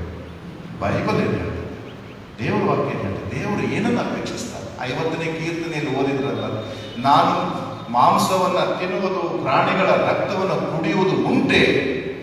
ಇಸ್ರಾಯೇಲರು ಯಜ್ಞ ಅರ್ಪಿಸುವುದರ ಮೂಲಕ ನೀತಿವಂತರಾಗ್ತೇವೆ, ಸ್ವರ್ಗ ಸಿಗ್ತದೆ, ಅದೇ ಮನೋಭಾವನೆಯಲ್ಲಿ ಹೋಗ್ತಾ ಇದ್ದಾರೆ. ಸ್ವಾಮಿ ಕೇಳ್ತಾ ಇದ್ದಾನೆ, ನಾನು ರಕ್ತ ಕುಡಿಯೋದುಂಟೆ, ಮಾಂಸ ತಿನ್ನೋದುಂಟೆ. ಯಜ್ಞ ಹೋಮಗಳಿಗಿಂತ ದೇವರು ಅಪೇಕ್ಷಿಸುವುದು ಒಂದು ಸಮಯದ 12ನೇ ಅಧ್ಯಾಯದಲ್ಲಿ ನೆನೆಸ್ತೇನೆ, 22ನೇ ವಚನದಲ್ಲಿ ಯಜ್ಞ ಅರ್ಪಿಸುವುದಕ್ಕಿಂತ ಮಾತು ಕೇಳುವುದು ಮುಖ್ಯ, ವಿಧೇಯತೆ. ಅದನ್ನು ದೇವರು ನಮ್ಮಿಂದ ಅಪೇಕ್ಷಿಸುವುದಾಗಿದ್ದಾರೆ. ದೇವರು ನಮ್ಮಿಂದ ಅಪೇಕ್ಷಿಸುವುದು ತನ್ನ ಹಾಗೆ ನಡೆಯುವುದನ್ನು, ದೇವರ ಕಡೆಗೆ ತಿರುಗಿಕೊಳ್ಳುವುದನ್ನು. ಈ ಪಾವಲಿ ಅವಳ ಹಣೆಗೆ ಹಾಕಿಕೊಳ್ಳುವಂಥ ಒಂದು ಆಭರಣದ ಒಂದು ಭಾಗ ಬಿದ್ದಿದೆ, ಮನೆಯಲ್ಲೇ ಬಿದ್ದಿದೆ. ನಾವು ದೇವರ ಸನ್ನಿಧಾನದಲ್ಲಿ ಇದ್ದು ದೇವರನ್ನು ಅರ್ಥ ಮಾಡಿಕೊಳ್ಳುವುದಿಲ್ಲ. 2ನೇ ಭಾಗದಲ್ಲಿ ದೇವರು ಯೇಸು ಸ್ವಾಮಿ ತಪ್ಪಿ ಹೋದ ಮಕ್ಕಳ ಕಥೆ ಹೇಳ್ತಾ ಇದ್ದಾರೆ. ಒಬ್ಬ ಮಗ ಕುರಿಯ ಹಾಗೆ ಹೊರಗಡೆ ಹೋಗಿ ತಪ್ಪಿಸಿಕೊಂಡ, ಇನ್ನೊಬ್ಬ ಮಗ ಮನೆಯಲ್ಲೇ ಇದ್ದುಕೊಂಡ. ತಂದೆ ಮೇಲೇನೆ ಅವನಿಗೆ ಸಂಶಯ ಇದೆ, ತಂದೆ ಮೇಲೆ ಅವನಿಗೊಂದು ಕಂಪ್ಲೇಂಟ್ ಇದೆ, ಒಂದು ಫಿರ್ಯಾದಿದೆ. ಏನು, ನಾನು ಇಷ್ಟು ವರ್ಷ ನಿನಗೋಸ್ಕರ ದುಡಿದ್ರು, ನೀ ನನಗೆ ಹೋಗಪ್ಪ ನಿನ್ನ ಸ್ನೇಹಿತರ ಜೊತೆ ಸಂತೋಷ ಪಡುವಂತ ಒಂದು ಕುರಿ ಕೊಡ್ಲಿಲ್ಲ, ಒಂದು ಹಾಡು ಕೊಡ್ಲಿಲ್ಲ. ಆದ್ರೆ ಎಲ್ಲವನ್ನ ಹಾಳು ಮಾಡಿಕೊಂಡು ಬಂದಿರುವ ಅವನಿಗೆ ಮನೆಗೆ ಬಂದ್ರೆ ಹಬ್ಬ ಮಾಡ್ತೀನಿ. ಅಂದ್ರೆ ಈ ವ್ಯಕ್ತಿ ಮನೆಯಲ್ಲೇ ಇದ್ದುಕೊಂಡು ದೇವರ ಮನಸ್ಸು, ನನ್ನ ಬಗ್ಗೆ ದೇವರ ಮನಸ್ಸು ಅಥವಾ ದೇವರ ಮನಸ್ಸಿನಲ್ಲಿ ನನಗೆ ಏನು ಸ್ಥಾನ ಇದೆ ಅರ್ಥ ಮಾಡಿಕೊಳ್ಳದೆ ಕಳ್ಕೊಂಡು ಹೋಗಿದ್ದ. ದೇವರ ಪ್ರೀತಿಯನ್ನು ಅರ್ಥ ಮಾಡಿಕೊಳ್ಳಿ. ಈ 4 ಸಾಮ್ಯಗಳು 2 ಸತ್ಯವನ್ನು ಹೇಳ್ತಾರೆ. ಒಂದು ಸತ್ಯ, ಪಾಪಿಯಾಗಿ ಲೋಕದಲ್ಲಿದ್ದವರು ದೇವರ ಕಡೆಗೆ ಬರಲಿ ಎಂಬುದಾಗಿ. ಇನ್ನೊಂದು ಸತ್ಯ, ವಿಶ್ವಾಸಿಗಳ ದೇವರ ಗುಂಪಿನಲ್ಲೇ ಇದ್ದು ಅವಿಶ್ವಾಸಿಗಳಾದವರು ದೇವರ ಕಡೆಗೆ ಬರಬೇಕು ಎಂಬ ಸತ್ಯವನ್ನ ಈ 15ನೇ ಅಧ್ಯಾಯ ಲೋಕದ ಸುವಾರ್ತೆಯಲ್ಲಿ ನಮಗೆ ತಿಳಿಸ್ತೇವೆ. ನಾವು ಯಾವ ಗುಂಪಿನಲ್ಲಿದ್ದೇವೆ? ಲೋಕದ ಆಶೆಗಳನ್ನ, ನಾವು ಆಕರ್ಷಣೆಗಳನ್ನ ಹೆಚ್ಚಾಗಿ ಮನಸ್ಸಿನಲ್ಲಿಟ್ಟುಕೊಂಡು ಅವುಗಳನ್ನ ಬೆನ್ನ ಹತ್ತಿ ಈ ಲೋಕದಲ್ಲಿ ಜೀವನ ಮಾಡ್ತಾ ಇದ್ದೇವೆ, ಅಥವಾ ದೇವರ ಸಂಸರ್ಗದಲ್ಲಿ ಇದ್ದುಕೊಂಡು ಪ್ರಾರ್ಥನೆ ಎಲ್ಲವನ್ನ ಮಾಡ್ತಾ ಭಕ್ತಿ ಮಾಡ್ತಾ ದೇವರನ್ನು ಮಾತ್ರ ನಾವು ಬಿಟ್ಟು ನಾವು ಜನರಿಗೆ ಮಾತ್ರ ವಿಶ್ವಾಸಿಗಳಾಗಿ ತೋರಿಸಿಕೊಳ್ಳುವ ವಿಧೇಯದಲ್ಲಿ ನಾವಿದ್ದೇವ ಎಂಬುದನ್ನು ಪರೀಕ್ಷೆ ಮಾಡಿಕೊಳ್ಳಬೇಕು. ಕರ್ತನು ಹತ್ತಿರವಾಗಿದ್ದಾನೆ. ನಮಗೆ ನಿಜವಾದ ಆನಂದ ಸಿಗುವುದು ನಾವು ಕರ್ತನನ್ನ ಬಳಿ ಸಾರುವಾಗ, ಆತನನ್ನ ನಮ್ಮ ಹೃದಯದಲ್ಲಿ ಅಂಗೀಕರಿಸಿಕೊಂಡಾಗ, ಆತನ ಮಕ್ಕಳಾಗಿ ವಿಶ್ವಾಸಿಗಳಾಗಿ ಈ ಲೋಕದಲ್ಲಿ ಜೀವಿಸುವುದರ ಮೂಲಕ ನಾವು ನಿಜವಾಗಿಯೂ ಸಂತೋಷವನ್ನ ಅನುಭವಿಸುವುದಾಗಿದೆ. ಇನ್ನು 2ನೇದಾಗಿ ಫಿಲಿಪಿಯವರಿಗೆ ಬರೆದ ಪತ್ರದಲ್ಲಿ ಸಂತೋಷ ಪಡಿರಿ ಎಂಬುದಾಗಿ ಹೇಳುವ ಮೂಲಕ ಆ ಮಾತನ್ನ ಬರೆದಂತಹ ವ್ಯಕ್ತಿ ಅಪೊಸ್ತಲನಾದ ಪೌಲನು ಸೆರೆಮನೆಯಲ್ಲಿ ಸುವಾರ್ತೆ ನಿಮಿತ್ತ ಹಾಕಲ್ಪಟ್ಟಿದ್ದಾನೆ. ಸೆರೆಮನೆಯಲ್ಲಿದ್ದಾನೆ. ಸೆರೆಮನೆಯಲ್ಲಿದ್ದು ತಾನು ಕಟ್ಟಿದಂಥ ಸಭೆಗೆ ಸಂತೋಷವಾಗಿರಲಿ, ಆನಂದವಾಗಿರಲಿ ಎಂಬುದಾಗಿ ಹೇಳ್ತಾರೆ. ಅಂದ್ರೆ ನನ್ನನ್ನು ಜೈಲಿಗೆ ಹಾಕಿದ್ದಕ್ಕೆ ನೀವು ಕುಣಿರಿ, ಕುಪ್ಪಳಿಸ್ರಿ ಎಂಬುದಾಗಿ ಆತನು ಹೇಳ್ತಾ ಇದ್ದಾನೆ. ಆತನು ಹೇಳುವಂತ ಉದ್ದೇಶ ಏನಂದ್ರೆ, ಆತ್ಮಿಕವಾಗಿ ನೀವು ದೇವರಲ್ಲಿ ಇನ್ನೂ ಸ್ತುತಿಗಾನ ಮಾಡಿ, ಎಂಥ ಹಿಂಸೆಗಳು ಬಂದರು, ಎಂಥ ಕಷ್ಟಗಳು ಬಂದರು, ಅವೆಲ್ಲವುಗಳನ್ನ ದಾಟಿ ನಾವು ನಿಲ್ಲುವಂಥ ಒಂದು ವಿಶ್ವಾಸಕ್ಕೆ ಬರಬೇಕು ಎಂಬುದಾಗಿ ನಮಗೆ ಅಪೊಸ್ತಲನಾದ ಪೌಲನು ತಿಳಿಸಿಕೊಡ್ತಾ ಇದ್ದಾರೆ. ನಮ್ಮ ಜೀವನದಲ್ಲಿ ಕಷ್ಟಗಳು ಬಂದಾಗ ಬಾಡಿ ಹೋಗ್ತೇವೆ. ಕೊರೋನಾ ನಮ್ಮನ್ನು ತುಂಬ ಕುಗ್ಗಿಸಿದೆ.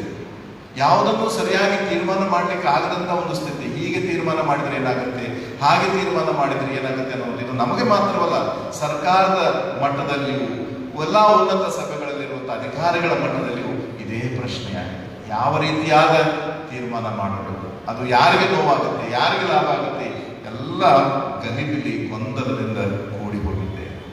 ಬಹಳ ಕಷ್ಟ ಬಂದಿದೆ.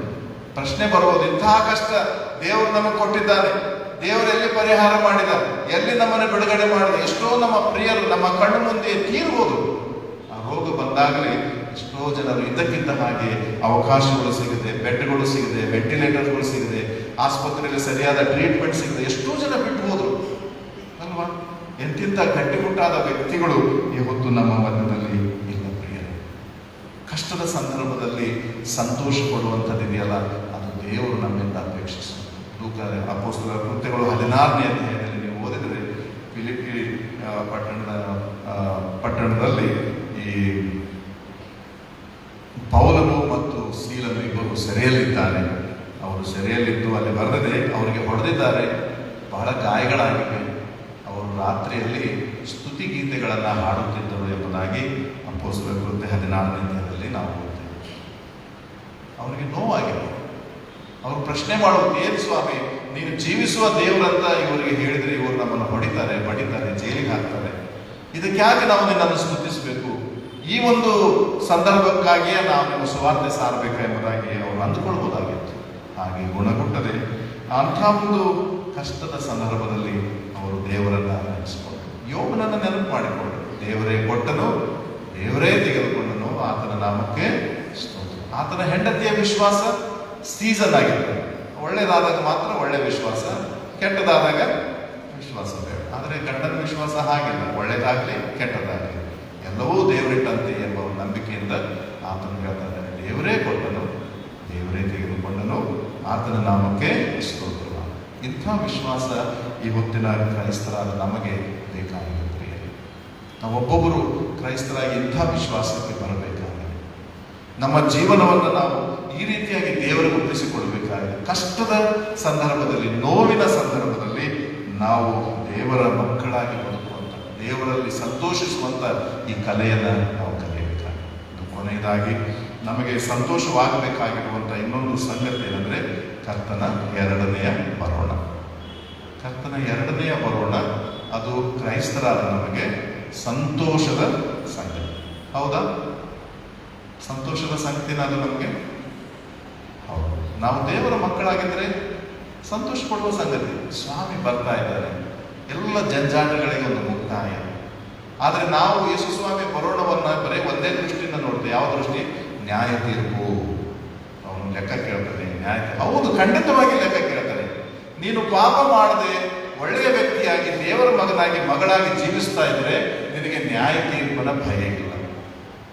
1 ಕೊರಿಂಥ 12ನೇ ಅಧ್ಯಾಯದಲ್ಲಿ ನೆನೆಸ್ತದೆ. ಅಲ್ಲಿ ಒಂದು ಮಾತು ಬರ್ತದೆ, ಕರ್ತನ ಭೋಜನದ ವಿಷಯವಾಗಿ ಬರೆಯುತ್ತಾ ಹೇಳ್ತಾರೆ, ನಮ್ಮನ್ನು ನಾವೇ ಪರೀಕ್ಷಿಸಿಕೊಂಡರೆ ನಮಗೆ ನ್ಯಾಯ ತೀರ್ಪು ಇಲ್ಲ. ಸ್ಪಷ್ಟವಾಗಿದೆ. ಪ್ರತಿ ಸಾರಿ ನಮ್ಮನ್ನು ನಾವೇ ಪರೀಕ್ಷೆ ಮಾಡುತ್ತಾ, ತಿದ್ದಿಕೊಳ್ಳುತ್ತಾ, ಸರಿಪಡಿಸಿಕೊಳ್ಳುತ್ತಾ ಹೋದರೆ ಕರ್ತನ ಬರೋಣದ ನ್ಯಾಯ ತೀರ್ಪು ನಮಗಿಲ್ಲ. ಆ ನ್ಯಾಯ ತೀರ್ಪಿನ ಭಯವೂ ನಮಗಿರುವುದಿಲ್ಲ. ನಾವು ಕರ್ತನನ್ನ ಎದುರು ನೋಡ್ತಾ ಇರ್ತೇವೆ. ರೋಮಾಪುರದವರಿಗೆ ಬರೆದ ಪತ್ರಿಕೆಯಲ್ಲಿ ಬರೆದ 10ನೇ ಅಧ್ಯಾಯದಲ್ಲಿ ಜಗತ್ತು ಈ ದೇವರ ಬರೋಣವನ್ನ ಲವಲವಿಕೆಯಿಂದ ಎದುರು ನೋಡ್ತಾ ಇದೆಯಂತೆ. ಗಿಡ, ಮರ, ಪ್ರಾಣಿ, ಪಕ್ಷಿಗಳು ಎದುರು ನೋಡ್ತಾ ಇವೆ. ಅವಳಿಗೆ ಆ ನ್ಯಾಯ ತೀರ್ಪಿನ ಭಯ ಇಲ್ಲ. ಮಾನವರನ್ನ ನಮಗಿದೆ.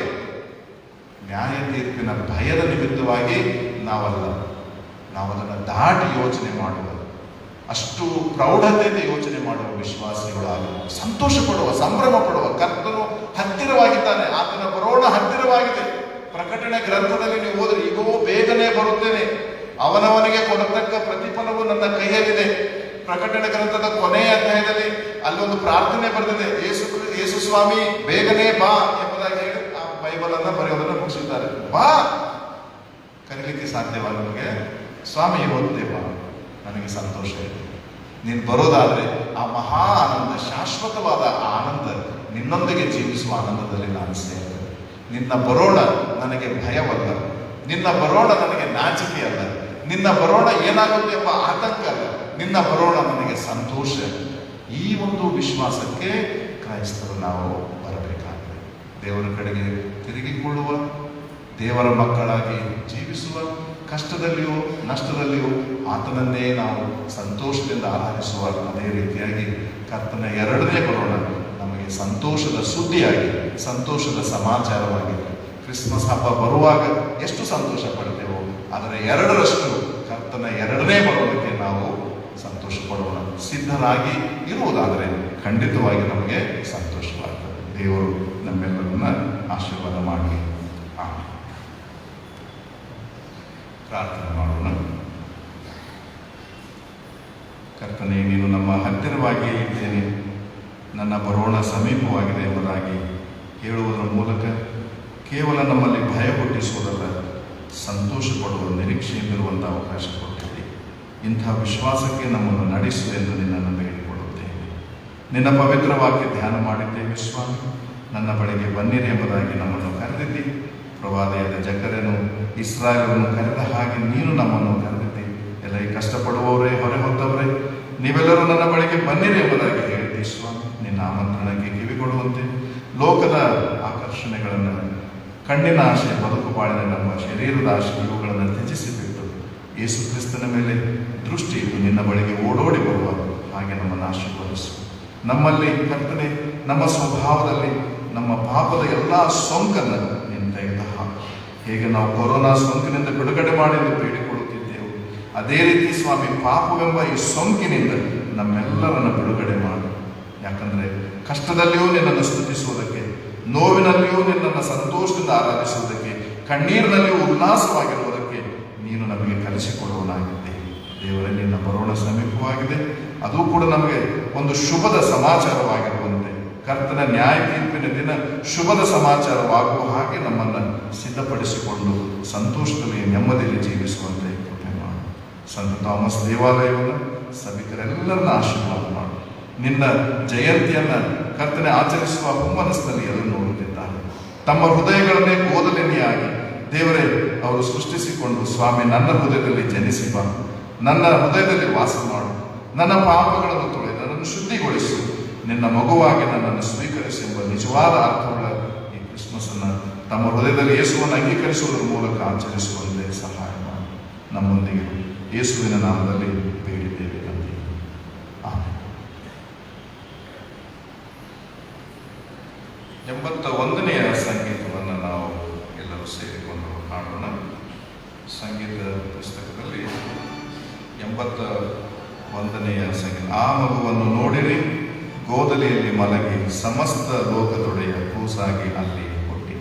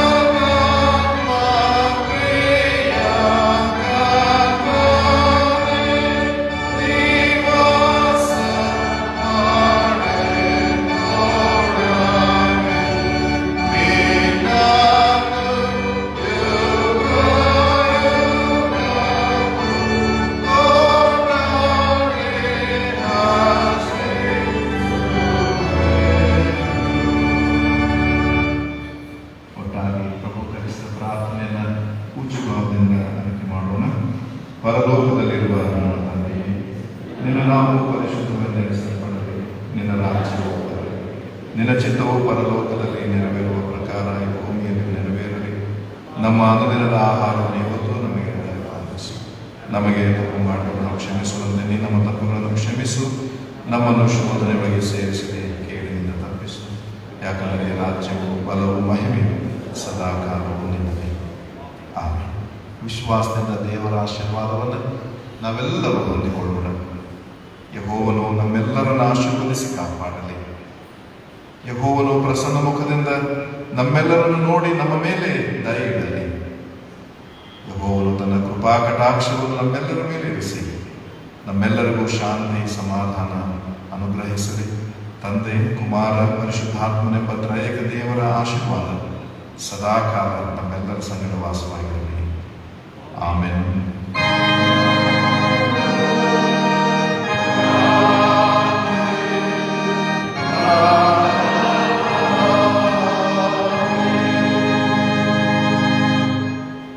ಹಾಡುವ ಸಂಗೀತದಲ್ಲಿ 77ನೆಯ ಸಂಗೀತ, ಮಂಗಳ ಶಿವರಾತ್ರಿಯಲ್ಲಿ ಬೆತ್ಲೆಹೇಮ್ ಛತ್ರದಿ ವರಕನ್ಯೆಯನ್ನು ಜನಿಸಿದ ದೇವಪುತ್ರನ ವಂದಿಸುವ ವಂದನೆ ರಕ್ಷಕನ ಸಂಗೀತವನ್ನು